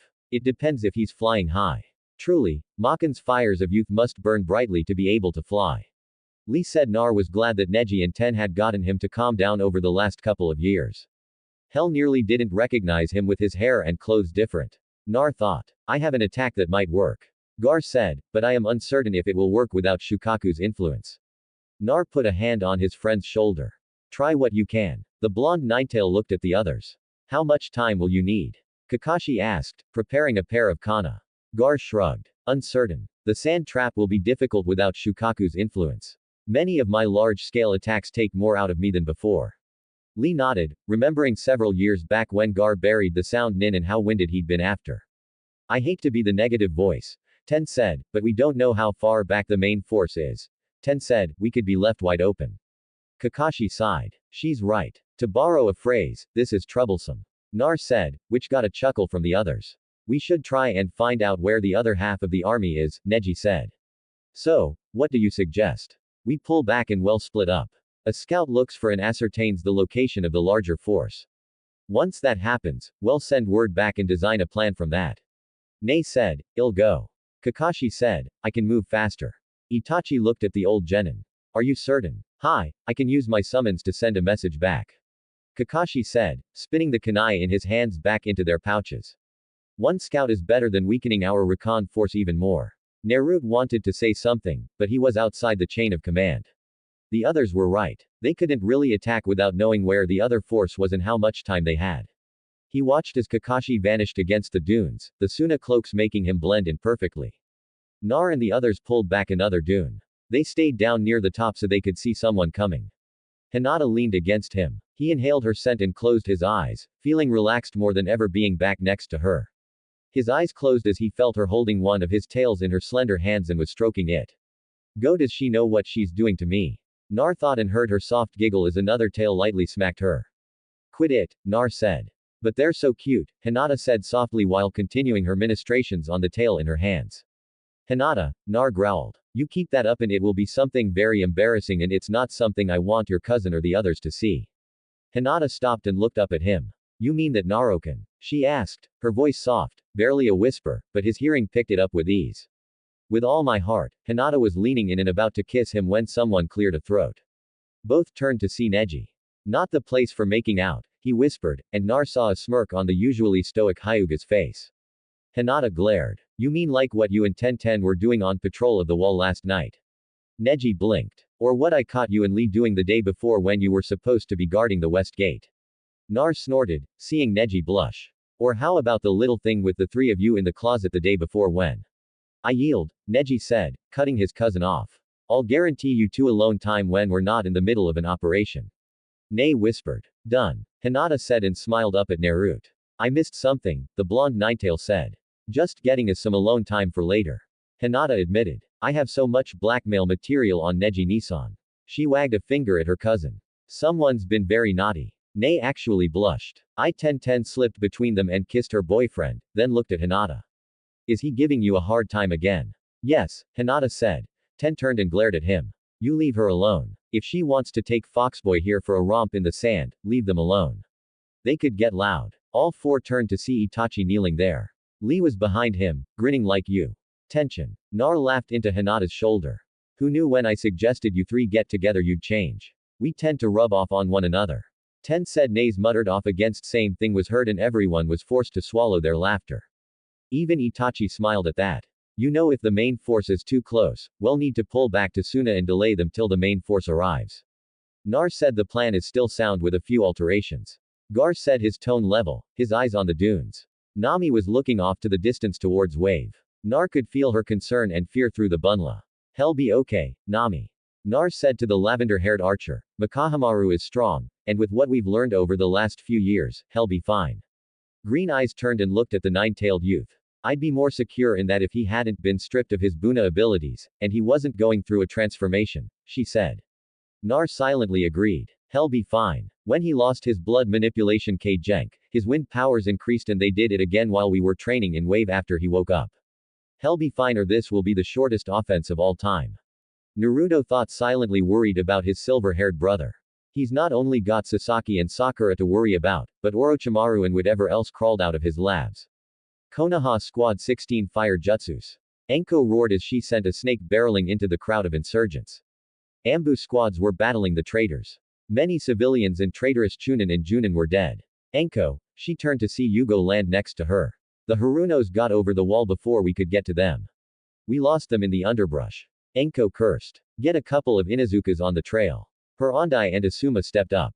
Well, go with them if you got it here. The Genjutsu mistress said to her longtime friend. Go. Asuma gathered his team. Ino Shika Cho, let's go. The Junin instructor said to his team, they'd stayed together even after being promoted. Enko watched them go and shook her head before using her snake hand attack to kill a civilian who was covered in explosive tags. Her attack sent him back into his comrades and the explosion wiped out nearly 40 civilians. She turned and looked around. Squad 20, contain those fires. Water jutsu now, Enko sighed. Kill the insurgents, but keep the damage down. Contradicting orders, she muttered, leaping into battle with a drawn kunai. Her laugh chilling many of the civilians who were now wondering what they'd been doing and if it was too late to surrender and beg for mercy. Hana and Kib moved ahead as Team 10 followed them. That's it, Akamaru. Get those traitors, Ka said to his partner, who was now the size of a bear. Hana's 3 dogs were in the lead. She was about to head out to secure the retreat route when Yugito came and told her what was needed and why. Yugito and her Anbu team were in the trees following them. They had been ordered to track and kill the traitorous clan and they would not fail. They entered a thinner area and barely avoided the hail of kunai that would have turned them into pincushions. Die. A Haruno teen yelled, throwing a kunai with exploding tags at them. It missed as they scattered, but the pursuers found that they were now the hunted as nearly 30 Hunos came out of the trees. Jashin will allow me the honor of removing your stains from existence. A figure wearing the black cloak with red clouds on it. Hedon-sama, we can deal with these trash. A Haruno elder says, flee you fools. Another cloaked figure said, Kakuzu-sama. Another Haruno said, shit, Akatsuki. Asuma said, pulling his trench knives. Team 10 pattern Sigma 9. He barked. All hell broke loose. Micah blasted through the air. He could feel the wind surround him. Embrace him. Make him feel a part of it. He'd passed over Orochimaru's forces and thought about attacking, but he was still winded. Pun not intended, from using the Kamaha attack. I can make it to Wave and start them evacuating. And while they're doing that, I can rig traps to slow the army. Micah thought despite his earlier bravado, he was certain of 2 things. He would be able to slow the army for a brief period.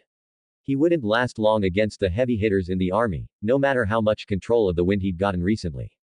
He wasn't arrogant to think he was immortal or a super being, just a better built one. Micah checked his pockets and found 3 senzu beans. I'll take one when I reach Wave. Keep the other 2 as backup, he thought. The Hanzo sword on his back felt warm, as if it was thrilled with the coming battle. Micah knew the sword held a partial sentience. He'd known it since he'd first touched it. And I think it is why I couldn't become a Zot. I bonded with the sword in some way. It's how I know about its defense mechanism. Micah thought his mind turned to Nami, the kiss she'd given him before he'd flown off. I've kissed and been kissed before. Why is it she affects me so? Why is it since I first saw her? Shaking his head, he concentrated on pushing himself faster. Wave, tsunami, Inari, Suna. They are my priority right now. Unnoticed by Micah, the scales on his arm spread a bit further, and his hair lengthened another inch. Amongst the dunes, so much sand, the Ester sands at least had rocks and some vegetation. Nami thought. She ignored the others as she checked her arrows, adding some of the explosive tags to the shafts like Micah had shown her. Micah. She paused, her gaze turning in the direction of Wave. Please, Pomua, beloved, come back to me. Since we've met, the bond snapped, and I find myself drawn to you. Is it something from my grandfather's sword that created it? Or was it, as Muriel said, love at first sight? The lavender-haired girl didn't know what to think. Since her clan gave her to Micah, she'd felt it was a blessing and a curse. He was there, so close, and she was fighting the instincts of her people. When she'd mentioned the Ponfar back at Suna's house that night, she didn't mention that she was feeling it as well. The bond between Micah and I is causing me to feel different. I want to please my mate. The word mate froze her thought process. Kami, when did you okay, Nami? Nar asked from where he was huddled with Hinata hugging him. The pair had taken the time to sit and talk quietly was partially asleep. Her eyes lit it, and she snuggled into her life-sized plush toy, her hands holding onto one of Naruto's tails like a security blanket. I'm fine, Nami said shortly, her eyes once more searching towards Wave. Hell be fine, Nar knowing what she was looking for. I'll kick his otherwise. Nami looked at the blonde fox Hanu, and then I would shoot you, and your mate there would kill me. Nar nodded. And that wouldn't do at all. No, it wouldn't, Kit. Nar and Nami and the others jumped out of their skins as Kobe rose from the sand like a desert mirage. Don't do that, Nar in a loud whisper while glaring at the shade, his 9 tails all puffed up. Nar, Neji asked with one more glare at the shade. Nar looked at the others. This is Kaiu no Kitsune, now called Master Q, and/or Fuzzy Butt Pain. I'm wounded, Kit. Not yet, you aren't. What the hell kept you? Contrary to what you think, it is difficult to make time over the desert and avoid patrols. Your former sensei killed one group. He's on his way this way now. Patrols? Nei asked. Right. 3 groups of 3. One group sadly fell into quicksand as they weren't paying attention to what they were doing. The other one is between the main army and this group. The third is the one Hideki killed. Nei looked at the others. Did Kakashi see you? Nei asked. The others, while they had been informed of the Kobe, seeing him, or more to the point of seeing through him was a tad unnerving. Lee was putting a hand in the Kobe's back and pulling it back. Quit that. Most strange. You're not there yet. Reaching into you produces a chill. Lee said, looking at his hand and back to the Kobe. And no, Hyuga. Hideki did not see me. I've been running underground. It's what's taken me this long to get here. I heard Naruto's voice and showed up here instead of Suna. Nar looked at the shade who was now looking at Hinata as Naruto's arm was around her waist along with a tail. So you've snagged a hottie. Hey kid, arrow kits soon. Nar hissed but his hand stayed around Hinata's waist. Kaiu, Hinata said and her eyes bled to black. Nar stepped back. This was the first time he'd ever seen her in her jaka alone state, in her hair now black as night and her skin pale as snow stood before the shade. I should destroy you here and now for the pain and suffering you put Naruto through all these years. Hinata's sub-zero voice caused the Konohan to back off and Gar to look up from where he'd been meditating.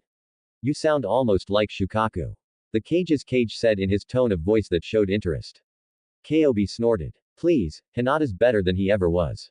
More scary, too. He looked at her. So, the old soul finally steps up to the plate. Do not tempt me, Kobe. Hinata said in her dark voice. Both of you, stop it, Nar said, stepping between the two. He slipped a tail around Hinata's waist. I forgave him. Hinata. Please. At Naruto's touch and voice, Hinata allowed herself to revert to normal and relax into his arms. Her eyes locked on the Kobe. He may have forgiven you, but I won't forget. Kobe nodded. And I'm dying to ask. You keep switching Shukaku's gender. What the hell? Nar asked after a moments of thought. Yes, mother. Shukaku seemed to alternate in my mind. Gar said. Kobe smirked. Kit, the damn desert rat is a hermaphrodite. All those there save Gar and Hinata face plant into the sand at that. Gar growls. Ooh, best be careful picking on Gar here. He has its mood swings. Sand rose up trying to crush the shade, but just passed through him and Gar growled and turned his back on the former Fox Lord. Hermaphrodite Yakut Shukaku had both sets. It's one of the reasons she was so irritable all the time. It was that time of the month, our male pride kicking in. The women in the group growled at the Kitsun Lord who gave their threats the attention he thought they were due. He ignored them. Now, can you lot? Kakashi reappeared, landing right in Kobe. Both the fox and the nin shuddered at the feeling. Hugh floated away and Kakashi stood there shivering for another minute. I think he slimed me. The silver-haired genin said, shivering at the feeling of landing full body in the shade. Probably did. Naruto remembered his few interactions with Master Q and the shade would hide in his body. Kakashi blinked his eyes and looked at the shade. Kobe, I would assume. Assume nothing, Hatake. You know what they say about assuming anything. Hugh said, it's the mother of all ups. Neji said from where he was standing and the others all looked at him. Ten patted his arm. That too, Hugh said. Itachi sighed. We're off track. Report Kakashi. Itachi said in a command voice he had when he lead ambush squads. The main group has set up camp. A runner is carrying orders for the other groups to hold till nightfall. How do you know? Nami asked. Kakashi did his famous U-shaped eye smile. Because I killed the messenger and read the orders. Danzo is devising a plan. He didn't approve of Orochimaru splitting their forces. Neji snorted. Considering it's been nearly 20 years since Danzo actually partook in combat. Danzo has a new arm. Looks like Orochimaru's labs are still operating. Kakashi said. No surprise there. Itachi said, he's always played with alchemy and other sciences. Look at nearly every Odo nin we've ever killed. They all have been experimented on. Nar nodded. Same with bandits we ran into years ago. They said they were failed experiments, but they still served him in rice. Kakashi remembered that was a mission Jiraiya had taken Sakura and Naruto on while gathering intelligence on Orochimaru's location. So, what do we do now? Lee asked, bouncing from foot to foot like an excited child on Christmas morning. Hit them hard and fast, Hugh said. Kit goes in first with his shadow clones and mirrored sapin swinging. Nami and Bun Girl here do their long distance thing. The rest of you follow in on a pincer maneuver. The others looked at the shade who looked at them annoyed. What? I do have ideas on tactics. Kalobi is right. Itachi said. Gar uses his sand attacks to trap and kill. Team 9 will come from the east. Kakashi, myself, and Hinata will come in from the west. He looked at Nar. Can you do this? Nar gave him a huge grin. The others heard the unspoken. Believe it. And the blonde just smiled his huge grin and suddenly the small assault force nearly felt sorry for the unsuspecting enemy. Nin. Get ready. We go in 5. Itachi said. Nar turned and was half a step away before there was a tug on his tails. He turned right into a kiss from Hinata. So sweet. I think hell developed cavities. Hugh muttered watching the pair. Of course, I'll never admit it out loud, but the kits got good taste. The girls got a nice and a great rack. Caillou looked around. He could have sworn something smacked him in the back of his head, but he found nothing and shrugged it off to seeing the young couple kissing. Just get your people out of here, Suna. Head to Takakure, Micah said to the bridge builder as they hurried to evacuate the village. Orochimaru and his force will be here and I would rather cut back on civilian casualties. But we can help, Inari said, holding up his crossbow. Sorry kid, Naruto would kill me. This is a ninja battle. Destructive with high casualty rates. You need to get to safety, Micah said as he used his wind attacks to rip up large areas of dirt to make barricades and trenches. He'd landed hard outside Suna's house, and after getting them to sound the village bell, he ordered everyone to evacuate. Villagers were leaving carrying what they could. Inari had a stubborn look on his face, so Micah did the only thing he could think of. He hit a pressure point and the young team collapsed. Here, Micah said, lifting him and handing him to Suna. Get going, old man. Makin, Tsunami said, looking at the young man she'd gotten to know briefly with Nar. Go. Naruto considers you special to him and I care for you as well as my time was brief. He smiled. Besides, when this is done, think of all the business you'll have to Zuna. The bridge builder looked at him. Then his eyes widened. No, not my bridge. I have two. Once you cross over, I need to collapse it. I need to force Orochimaru to use the mountain pass. If he crosses here, Konoha will not be ready. Suna looked at the bridge. Micah handed him a pouch. The gems in there. You can rebuild the whole village and be prosperous. Suna looked in and sputtered. There were nearly 20 gems an inch in diameter. I can't accept this. Take it. I'm blowing your bridge. Might as well make sure it's money well spent. Micah said with a grin that reminded them of Nar. Besides, we got more. Hunting was good for us. Micah said, just hope Nar and Q-sensei aren't pissed. I gave away nearly all our funds from the Esther Sand hunt, but we still have the eggs and claws to trade in, not to mention the sand snake venom and other things. Micah thought of the scroll he'd left sealed with Naruto. Hope he finds it after this is over. Micah turned his head and felt the chakra presence in the distance of the approaching army. Showtime, he muttered, sparing a final glance at the villagers who crossed the bridge. Micah leapt into the air and used a treetop for cover. He needed to send the chakra pulse to set off the tags he'd planted on the bridge. Took all 1,000 of my tags, but it's got to be done. He thought as he waited. His mind, however, went back to the kiss from Nami again. They were so soft, he thought. A slight trickle of blood came from his nose. Orochimaru sat upon the sled, the dog-sized serpents pulling it. Sasaki and Sakura were on similar sleds. Standing with Orochimaru was a figure cloaked in black. Shadows like mist concealed the person's face. I want you to kill Tsunade. Orochimaru said to the person next to him. You've messed up to many plans over the years with your incompetence. I messed up nothing, son. I am the most powerful sorcerer the world over. My master feels your worth is loaning you myself and giving you power. The figure said. Orochimaru sneered. You think yourself above your station, wizard, and my contract with the snakes allows me to understand you. Mess up again, Shang, and I will take your soul and your master be damned. The cloaked figure said nothing. Orochimaru sent a look to Sakura, who nodded and pulled her sled nearer to Sasaki. Do you believe your servant will be able to deal with the sand ninjas? He can. His forces are large enough and Suna has been weak for more than a decade and their failure back in the Chunin exams hurt them even more. The snake's son said with confidence. You play a dangerous game. Sonning. My master expects results. Orochimaru laughed. You mean like his manipulating Akatsuki worked so well? I hear he lost pain in his underscore. Pain is where he's supposed to be. And when the time comes, my master will take his pawn and replace him with a dark queen. Orochimaru wasn't sure what that meant. The sorcerer still hadn't told him where Pain went after Akatsuki fell, and more to the point, the hidden master was still a mystery to the Sonning. It was the one flaw in his whole plan over the years. The sorcerer came to him all those years ago and offered him his chance at immortality. The fool Pain handed me his body-switching jutsu without complaint. Whomever this master is, he's more powerful than 10S class rogue ninja. And this fool of a sorcerer fears him as well, and I've seen his powers. Orochimaru was pulled out of his thoughts as they reached Wave. Look familiar, Sasuke. The Sonin asked. HN the Uchiha said. Looks like they recovered nicely. Sakura said. Orochimaru looked at her and hissed under his breath, seeing the forlorn look on her face. He knew about Team 7's mission in Wave. His spies had recorded everything. Nostalgia Sashgun. He asked. No, the place can burn for all I care. They're just farmers and cowards. Not a bad idea, Kenji told. Orochimaru snapped and two of his guards appeared. Burn it. Order the men. No prisoners. They are cowards after all. Hi, Orochimaru. The snake's son paused his sled and watched as his ninja entered many of the buildings. Strange. No one out and about. Sakura said Orochimaru thought the same thing. He felt a blast of chakra as the first building exploded. Micah smiled from his position as he ignited the bombs he'd made. He smiled as the shrapnel bombs went off, killing dozens of Odo ninja each. Wave burned, but it was costing Orochimaru troops with each building. Just try to run, bastards, the Dragon Han, you thought. Pull back. Orochimaru yelled as another building went up. Others tried to escape, but shrapnel bombs popped up from chakra sensitivity and exploded, killing more of his ninja. Orochimaru hissed in rage as more of his ninja were decimated. He'd pulled his sled back along with Sasaki, Sakura, and the sorcerer Shang.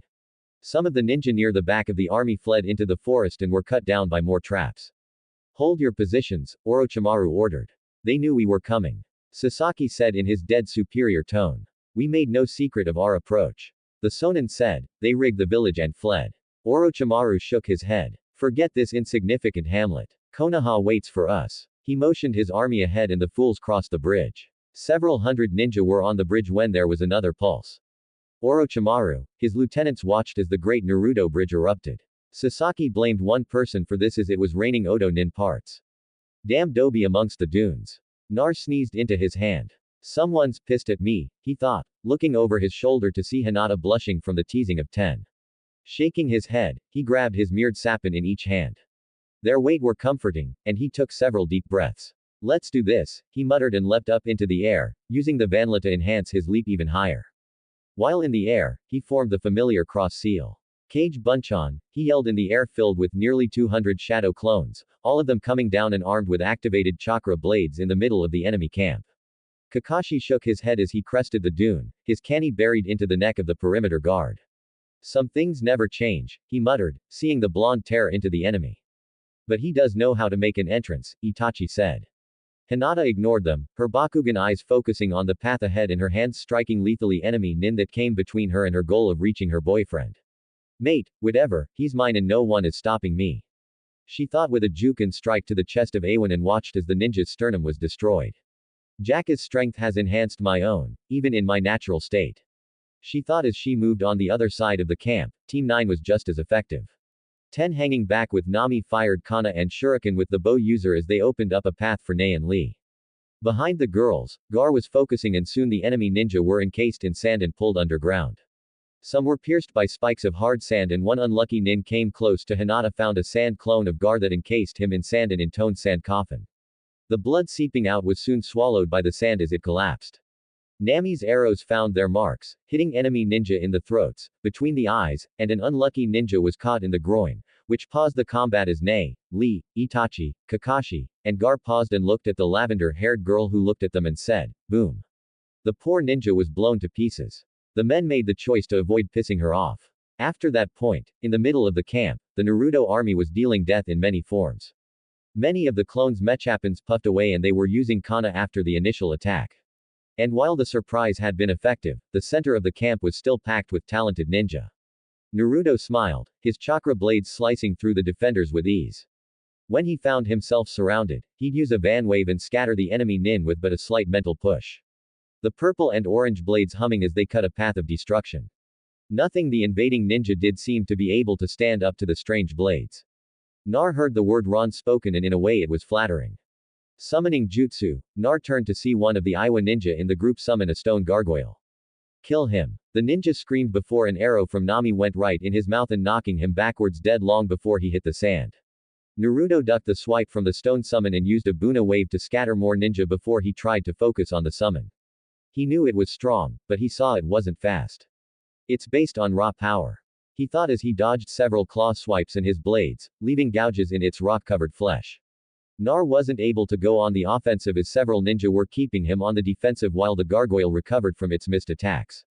Kaden, the enemy ninja, were dead, and Naruto saw Hinata was there, her eyes blazing with fury. Several arrows were embedded in the gargoyle, and Nami launched several more. Nar and Hinata moved back, seeing that the rest of the camp was nearly dead as Lee, Neji, and Kakashi were chasing down the ones trying to escape. Ten was at their side along with Gar. It's not slowing down, the weapons mistress said, looking at the approaching gargoyle as it fought against the sand as it sand down with every step to its ankle. It's a suicide summon, Gar says. The summoner uses his or her chakra to power it, and even with the summoner dead, it will keep coming until it is destroyed. Nar deactivated his blades and hung them on his belt. He saw Tenon watching them and smiled. Sorry, Tension, but they are specially made for me. He then looked at the others. I might not have mastered the Kamehameha like Micah, but I do have an ace up my sleeve that I mastered with a ton of training. The others watched as he focused and a ball of swirling chakra formed in the palm of his hand. The Yandime's original technique that I learned in less than 3 weeks. Nar said turning back to the gargoyle that had more arrows in it. As Nami wasn't giving up on trying to bring it down, Nar lunged as it got in range. Rasengan. The poor gargoyle never knew what hit it as the powerful attack bore into its torso, chipping away at it like it was tissue. Gar created sand clones that grabbed its arms to keep it from attacking Naruto while he destroyed its body. Hinata kept an eye out for an enemy ninja and could see Itachi guarding Nami. Now in the distance, Lee, Neji, and Kakashi could be heard as they cut down the retreating ninja. But none of that mattered as the gargoyle was destroyed in an explosion as the Rinnegan reached its core and shards of gravel flew everywhere. Kaden Hinata spun shielding herself in 10-10 from the debris. When she stopped, she looked Nar wave. Orochimaru was pissed. He'd lost a quarter of his forces here in wave. Someone will die a very painful death for this. This I command. Sasaki looked at the smoldering bridge. His eyes wide at the thought that he'd nearly led the ninja onto the bridge in his arrogance. I can't believe the Dobi blew up the bridge. He muttered. Sakura next to him shook her head at the Uchiha's stupidity. All we need is his body. I wonder if Lord Orochimaru will let me destroy his foolish mind. It's not like he uses it. Was the thought from the pink-haired double agent's mind. Double agent as she betrayed Konoha for Danzo and then unknown to Danzo betrayed him to work for Lord Orochimaru. Patience, girl. Not much longer and we'll have all we want and we won't need to pretend any longer. Her sickly yellow-green eyes looked at her new master and saw him raging about the attack. Of course, there are times he's not that bright either. But then my other persona was a rabid fangirl who thought Sasuke underscore. Here was the end all be all of the world. Tokcha, glad I destroyed that one. Well, need another one soon, especially if I run into that Haga underscore. Shang the sorcerer stood impassively looking at the burning bridge. I want the ones WH did this, tortured, killed. Orochimaru was ranting. I want them pounded into the ground. I want them pummeled, pulverized, gutted, eviscerated, their eyes gouged, crucified, gored, burned. I want them dead. Shang nodded at the impressive list. Orochimaru, while a fool for his master, was inventive fool. Micah laughed as he watched the snake Soning have a temper tantrum. He heard what the hubby wanted done to him and shook his head. At least he doesn't want to rape me. Oh wait, that's what the Uchiha is for. Nar says he's become Orochimaru's personal puppet. Shaking his head at the unwanted and unneeded image, he watched as Orochimaru settled down and ordered his army back the other way. They're going for the mountain pass. Good. Phase 2. He was lifting off into the air when the Kani caught him in the hip and he fell to the ground below. Well, look at what we have here. Ma looked up and saw Orochimaru there. How? The Sanin sneered. I felt your chakra pulses, boy. Who are you? It doesn't really matter as you will be dead. But I would like to know the name of the fool who attacked my army. I'm boned. Micah thought, looking up at the Sanin outside. Konoha Asuma was fighting for his and his team's life against the man the Haruno had called Hedon, while the others dealt with the man called Kakuzu and the Haruno escapees. Your life is forfeit. My God shall be pleased with your sacrifice. Asuma was really cursing his habit of smoking. The battle was dragging on too long and he was having a underscore of a time keeping up with the S-class nin. He'd read Jiraiya's bios on the Akatsuki and knew this man was dangerous. His trench knives here getting heavier, and he knew that if he didn't end this soon, he was going to be dead and his team soon after. Fang over Fang, Ka and Akamaru's attack bought him some time as Hedon backed up to avoid getting hit. Ka and Akamaru put themselves between Asuma and Hedon. Hey smokestack, you trying to piss of Karana-sensei and get killed? Ka said. Stow it, Ka Ino said as she joined them. What are you two doing here? Asuma asked. Not that he wasn't thankful, but he thought they were helping the others. The other Akatsuki members escaped. Shika and Choji along with the Anbu are dealing with the Harunos. Ino said to her team leader. Hedon smiled. More sacrifices. My lord will be most pleased. However, before the Akatsuki member could do anything, he was dragged into the ground. What the hell? Ka snarled. Come back here, coward. Ka Asuma said he was just as surprised as. Before Ino could finish saying whatever it was she was going to, a geyser of blood erupted from the spot where Hedon had vanished from. Oh gross, Ino said, taking several steps back. A figure burrowed out of the ground and looked at Ka, Asuma, and Ino. Akatsuki and its members are not your concern. The masked figure said and then vanished in a puff of smoke. Who was that? I don't know. Ino, whomever it was, has a grudge against the Akatsuki. Asuma said, what was that symbol on its chest? Ka asked and Akamaru says whomever it was smelled like a freshly dug grave. Asuma shook his head. Something to worry about later. We have Harunos to deal with in Konoha to prepare for war. The three ninja and Kain returned to the battle that had shifted away while they had been dealing with Akatsuki member Hedon, and they leapt to the trees to get back there quicker. Amongst the dunes, Nar Hinata was at the blonde's side in an instant. He is laying bleeding from a gut wound. The gargoyle's talon embedded into him. Cough looks cough like it. Cough. God in a cough. Lucky shot. Hint. Cough. Aiken. Nar was becoming pale and his breathing was becoming shallow and uneven. Hinata hit the pressure point several times and finally got the claw to release its grip and pulled it from Naruto's stomach, which caused him to scream in pain. Hinata activated her Byakugan and scanned him as she started to use her medical training to heal him. Why isn't this healing? She demanded. Kakashi was there. And why isn't Naruto's healing factor dealing with it? The former Junin turned Gen and grabbed the claw and examined it. He saw some yellow substance under the nails of the claw. Poison of some kind, Kakashi said. Here, Nami said, handing her a vial. What is it? An all-purpose antidote. My tribe made them as we dealt with a lot of poisonous fiends. Hinata poured the antidote down Naruto's throat and his breathing, which had been shallow, steadied, and soon his healing factor kicked in and his color returned to his cheeks. We need to get back to Suna. Itachi said, yeah, the main force has got to be wondering about their runners. Kakashi agreed. He picked up Naruto in a fireman's carry and Hinata grabbed his blades, hooking them to her belt as they leapt away. Gar at the top of the dune looked at the carnage and formed his hand. Sand from around the camp rose up and in a tidal wave buried the bodies.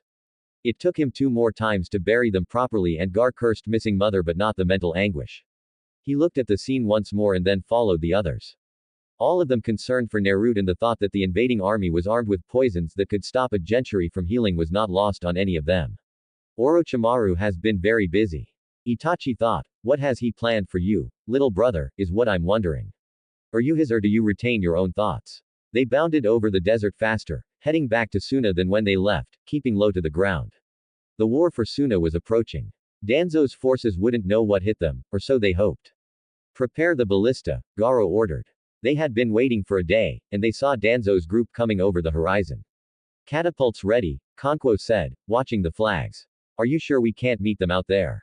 Nar asked. Had been going crazy since waking up in Suna's hospital, and it took kissing Hinata senseless and sneaking out while she was dazed before he got to the wall with the cage's cage. Hinata had not been pleased, and the Suna nin laughed, seeing Nar backing up from the shorter woman, his tails and fox ears drooping as she scolded him like a small child.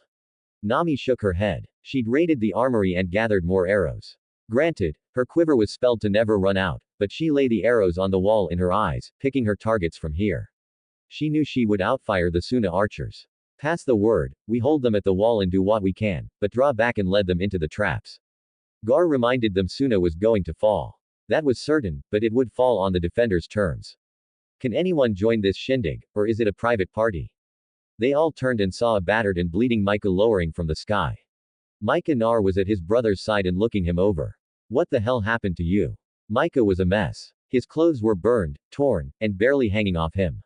He still had the Hanzo sword strapped to his back. His scale-covered arm was covered in grime, and his flesh arm was cut and bleeding. Nar saw that the scales had spread to cover nearly the whole left side of Mika's torso. I stopped them. They're going to be circling back to take the mountain pass, he said and coughed up some blood. What happened to you? Nami asked, watching as Hinata worked on healing him and wrapping what she could. Took on a Sannin and a pink-haired underscore, and a dark sorcerer. The others looked at him. What? Nar yelled. Micah sighed and accepted the healing potion from Nami. He downed it and sighed. Well, after I evacuated Wave and blew the bridge. Flashback. Well, look at what we have here. Ma looked up and saw Orochimaru there. How? The Sannin sneered. I felt your chakra pulses. Boy, who are you? It doesn't really matter as you will be dead. But I would like to know the name of the fool who attacked my army. I'm boned. Micah thought, looking up at the Sannin. He rolled to the side, avoiding the foot stomp that would have crushed his head, and rolled to his feet. Fast. The Sannin sneered. And Micah knew he had to get out of here quick. He fired off several punches and kicks, but Orochimaru blocked them. Well trained, but you aren't wearing a headband. Micah stayed quiet. Last thing I need is to give him any information. Micah avoided several strikes, but Orochimaru slipped past his defenses and a kick sent him flying and he rolled. Underscore, he'd landed in full view of the army and in full view of that kami. Damn Sharingan. Micah cursed again and did a handspring kick and managed to clip Orochimaru. Sadly, it was a mud clone and dissolved. The army started to circle them. I'm boned. Micah dove as several kana flew at him and he saw Sasaki was heading towards him. Now, the pink-haired chit has got to be Sakura from Naruto's description. Micah was not liking his odds. No, Orochimaru said, stepping into the circle. I wish to see what kind of defender Konoha has given these fools. Keeping the army back, but leaving him with its leaders. Micah smirked. Who said I worked for Konoha? Keep them guessing. He sent a hail of sunbon needles at Sasaki and leapt to the air. Twisting about, he barely managed to avoid a return volley of shuriken from Sakura. You're dead, Sasaki said, and his hands went to the seals. Fire-style phoenix fireballs. Micah twisted and landed, avoiding some, but a few caught him. He rolled on the ground, putting them out. I can't use my wind. It'll tip them off. Okay, Melisu, think. Micah found himself in a taijutsu battle with Sakura. He blocked a hit from her and felt his arms groan. Damn, she's strong. He responded with a headbutt and sent her stumbling back. Sadly, he had no chance to catch his breath as Sasaki was there with more fire jutsu, and he was once more twisting and turning to avoid getting hit. He spun right into a kunai attack from the now recovered Sakura. And then a roundhouse kick from Orochimaru sent him rolling across the ground. Many of the ninja in the army were laughing and he heard some of them placing bets on how long he'd last before begging for death. I don't beg unless you're a hot chick or Nami, not thinking of her right now. I don't need the distraction. Mika's hands blurred Earth-style rock missile. A clump of the ground heaved up and then shattered into pieces the size of a kunai and sped towards those attacking him. Orochimaru was just as quick with a mud wall and Sasaki sent another fireball at him. Bastard is a pyromaniac. Micah cursed and fired off a shuriken at Sakura and landed. Orochimaru was smiling and Micah knew that couldn't bode well. Impressive little ninja, but you have no hope of winning here. Winning? Who said I was here to win? Micah sent a chakra pulse out and another shrapnel bomb went off, causing the invaders to scramble. Micah leapt to a rooftop but found Orochimaru waiting for him. Don't you have anything better to do like molest your Puppatucci? Micah asked as he completed another jutsu water-style water whip. This was draining as there was no water right there and he was forced to draw it from the air. But he did and he snapped the water whip at the snake sunning, forcing him to leap back.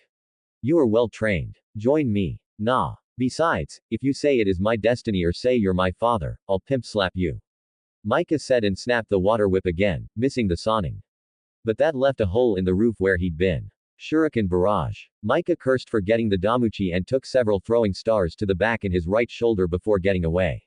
He landed on the ground and avoided Sakura's chakra scalpel and tripped her up with the water whip, entangling her ankles together and sending her crashing to the ground hard. Micah flipped away as he avoided another fireball. Don't you know anything else, Uchiha? Or is your mind too small to process anything other than that? Idiot, don't antagonize them more. Look for a way out. Try this, Sasaki said, and his hands went into overdrive. Rat, boar, tiger, horse, slug, underscore. Micah avoided the attack, but where it hit was dissolving as the acid attack ate into the building behind him. Acid spray, he muttered. I can't keep this up. Micah snapped the water whips together and focused his will. They solidified and formed a javelin, which he tossed and smiled as he caught the Uchiha in the shoulder, dropping him to the ground. Sadly, Orochimaru was there and Micah was under attack by the snake attacks. Snake hand. Damn it. Several fangs entered his right arm, and he felt it going numb. Micah used the claw of his left hand to slice through them, and he leapt back onto another roof. Greetings, young dragon. Micah turned to see the cloaked form of the sorcerer standing there, hands folded into the billowing sleeves of the black cloak. Hi. The sorcerer's hand struck out and lightning hit Micah in the chest and sent him flying. He landed, leaving a trench with his impact. He lay there twitching a bit as the shock of being hit by lightning was running through his system. Bloody hell, that hurt, Micah roared. He rolled onto his side and coughed up some blood, his draconian eyes seeing his four tormentors coming towards him. Fight back, I am. Wait, who said that? I did. Use my power. Wield me like I'm supposed to be. Draw me forth and name me. Okay. Mika's left hand drifted back towards the Hanzo sword. It was the only thing he could think of. Great. Not only do I have a spirit of Kobe bossing me around, now I have a sword that's telling me what to do. Draw me if you wish to live. Okay, don't be pushy. His hand closed on the hilt, and he felt something deep inside. As he pulled, he knew what he was going to say. Sing for me, blade of the fallen angel. I name thee, Stormbringer. As he drew the blade, there was a flash. Micah studied it and saw slight currents of wind and lightning flickering around the blade. Micah saw the blade seemed to be coated with frost, and he could swear he heard thunder clap when he named it and drew it forth. What the hell, Stormbringer I be? What is my purpose? Purpose to defend the weak, to right the wrong, to protect those precious to me, to stop evil. Let those that stand against you feel my wrath. Why the hell did you activate now and not earlier? I was in hibernation. Now to battle. Micah sighed as he looked at the four opponents. Orochimaru sneered. Oh, little ninja has a sword. He opened his jaw and disgorged grass cutter. Micah shook his head. I can't play around anymore. I need to get to Konoha. No, join your brother and mate. Your strength will be needed there. Micah didn't argue. He blocked the lunge from Orochimaru and noticed one thing. The Soning might have the blade, but he was no swordsman. He wields it like a kunai. Micah pushed him back and got a kick from the leader of Odo for his troubles. Sasaki and Sakura attacked then in sync. Micah dodged their attacks, but the sorcerer tagged him with some sort of cutting spell.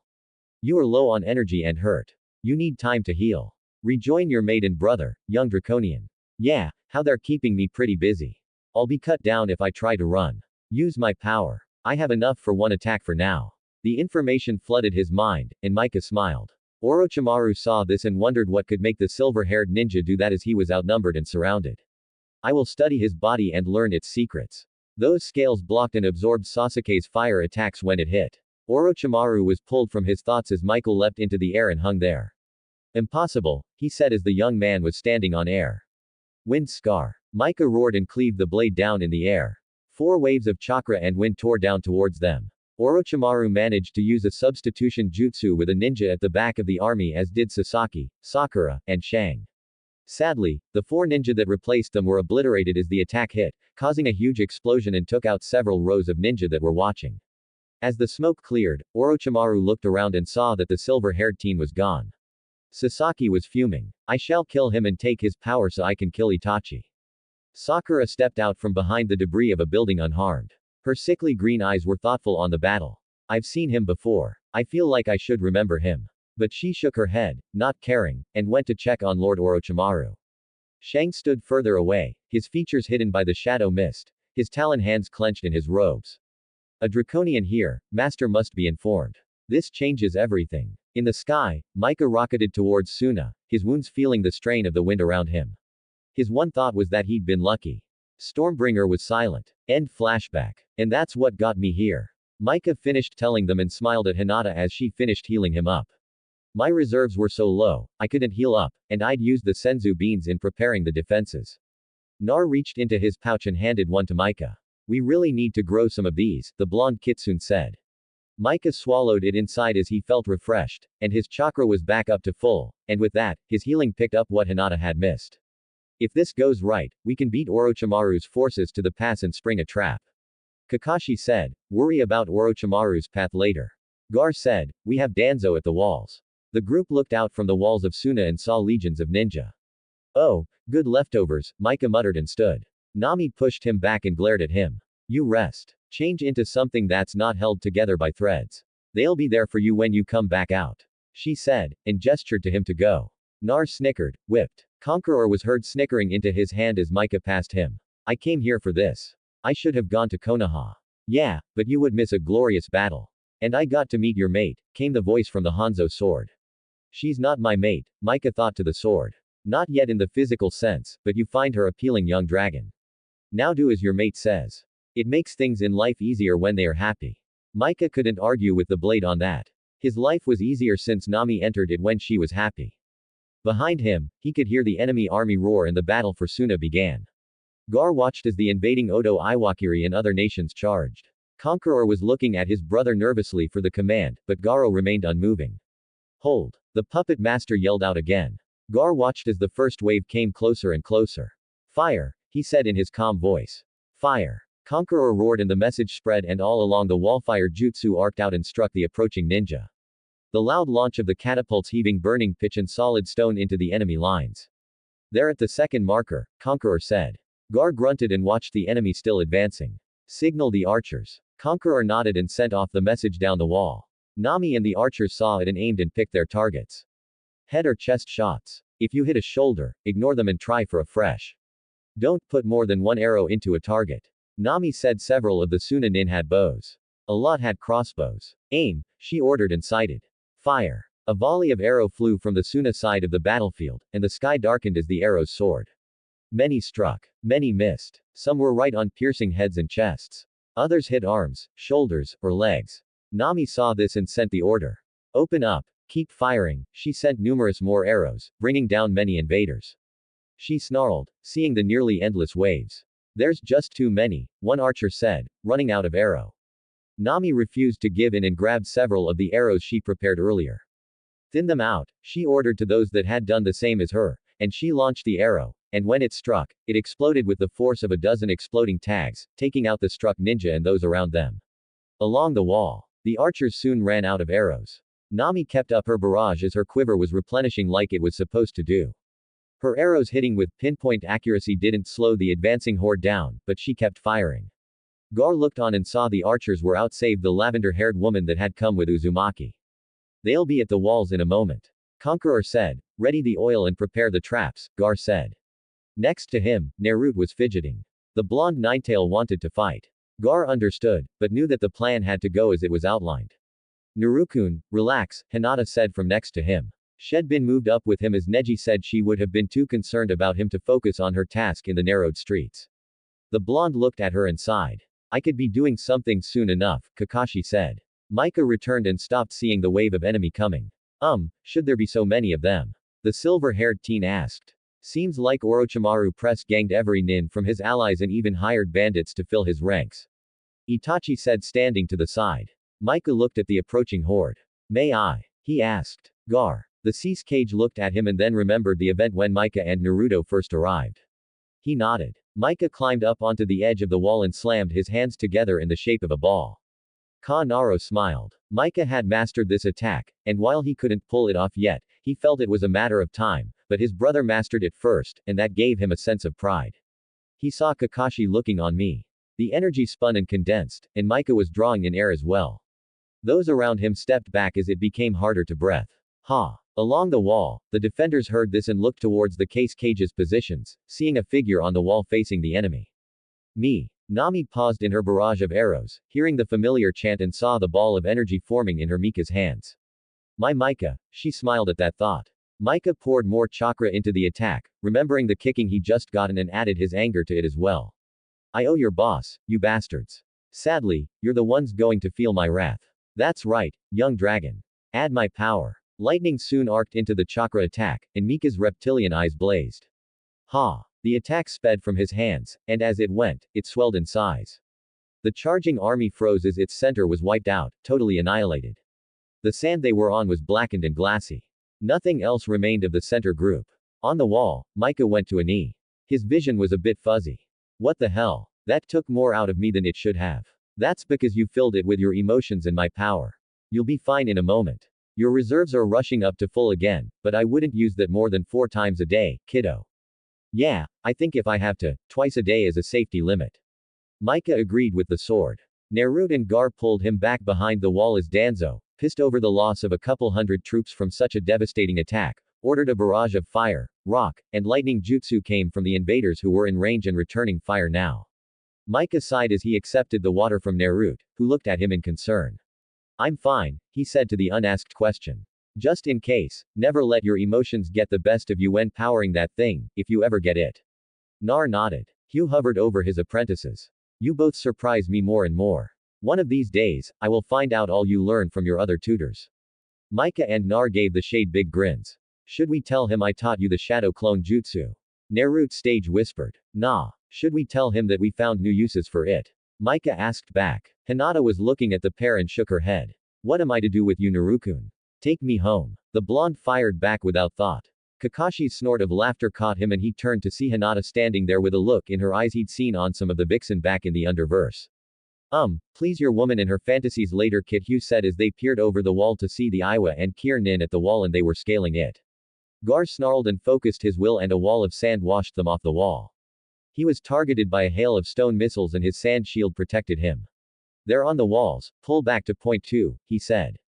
Conqueror sent the word and they began to pull back. As the first of the invaders reached the top of the wall, a group of Suna Nin went to hold them back while the Cage and his group were moved further back.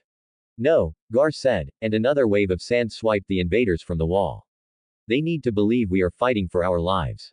Gar's right, Naruto said, and he leapt into the air, drilled Awen off the wall with a jump kick. Hinata was at his side, and her Jukin palm thrust sent another enemy Nin flying, this one with a palm-sized hole in his chest. Micah smiled as he drew Stormbringer. Let's rock this joint. He leapt and landed in the middle of a group of ninja. The Hanzo sword a blur of motion and in seconds 9 dead ninja lay at his feet. He turned to block a Kiri Nin trying to attack him from behind, but an arrow through the throat dropped the enemy and Micah looked to see Nami standing on a rooftop picking her targets and smiting them down like an avenging angel. Micah smiled and nodded his thanks. Conqueror was cursing his luck as his brother was determined to make the stand authentic and that meant he couldn't leave either. Yeah, like Tamari would let me keep my balls if I leave Gar behind. The puppet master thought as he was getting pissed and pulled several of the chakra strings and his 3 puppets exploded from their concealed places and slaughtered enemy Nin with their poison-tipped weapons. But I have to admit, this is fun. Across the wall, defenders were fighting and winning and dying to make the trap believable, and the enemy forces were falling for it. For every Sunyuna ninja that fell, they took at least 10 invaders with them. One Suna Nin, poisoned, bleeding from several lethal wounds, showed he was wrapped in exploding tags and dove off the wall. The explosion took at least 30 invaders when his body hit the ground below. Danzo stood in his armor at the back of the army. Move in the 3rd wave. He ordered, his hate-filled eyes spotting the blonde hair of the damn Genshirki from here and his eyes widened seeing the tails. It is the demon foolish Sarutobi. He would have made the perfect weapon. Now, however, I will kill him like that of a mother. Danzo sneered, thinking of the dead Hokage and the demon's mother. You tried to hide who his parents were, and you succeeded in fooling the rest of the council, but my spies were very good in their jobs. Get the Iowa in there. Have them use their earth attacks to open a breach. He ordered 9. Beat that Nayli said as his blow sent a Kiri Nin into a wall. The impact could be heard shattering every bone in the invader's body and a human-shaped crater in the wall. 17. Nay said with a smirk as his Jukin attacks took out another Nin, ripping out the enemy's throat. What? No, my fires of youth will not be diminished. So I will top that. Ni Ayun. You'll wear that outfit. Tension picked out to bed. Neji finished with a grin. Lee paused shocked. He then smiled and a backhand blow shattered a skull of Odo Nin. And if I win Nejiun, a hail of shuriken cut down the ninja around the pair. 2710 crowed. She then looked at the pair. Now can anyone join this wager, loves, or is this just a personal bet for your playtime? Nay blushed. Of course, Tenheim, you are more than welcome to join us as always in anything and everything we do. Lee smiled. Besides, Nejiun likes that thing you do with your mouth. And he saw them looking at him and he blushed. No, not that thing. The other thing. He looked at Neji. You're supposed to stop me when I'm saying something like that. Ni Ayun. Neji smirked as he did a handstand helicopter kick taking out 2 more ninja. But you get so cute when you do that, Leon. Tenon laughed at her lovers and popped the pant claws as another group of enemy ninja tried to overrun their position. Come on, boys. It's CLOBBERIN time. Both males watched as 1010 end up in claws slashing. Nay looked at Lee and with a shrug they followed, gentle fist and iron hand styles decimating all in their path. Itachi was bored. The ninja that encountered him died far too easily. Or some recognizing him turned and fled. He saw Kakashi was a blur of motion, the twin kana in his hands, taking lives where they struck. Itachi knew that they were forbidden from using main attacks. He had been impressed with the attack from Naruto's friend. Such power and it can't be copied with the sharing. Simply amazing. If your friend is this strong, Nar, how powerful have you become in 3 years? Itachi deflected a barrage of kana and went to aid in the defense of the K's cage. Doro ducked as another wave of invaders fired upon him. His whole squad was wiped out. He saw more of the invaders coming down his street and knew that he had to prevent that. Putting his hands into position, he activated the suicide jutsu and rushed out into the full street. For Suna and Lord Gar, the explosion brought down the surrounding buildings and killed the ninja there.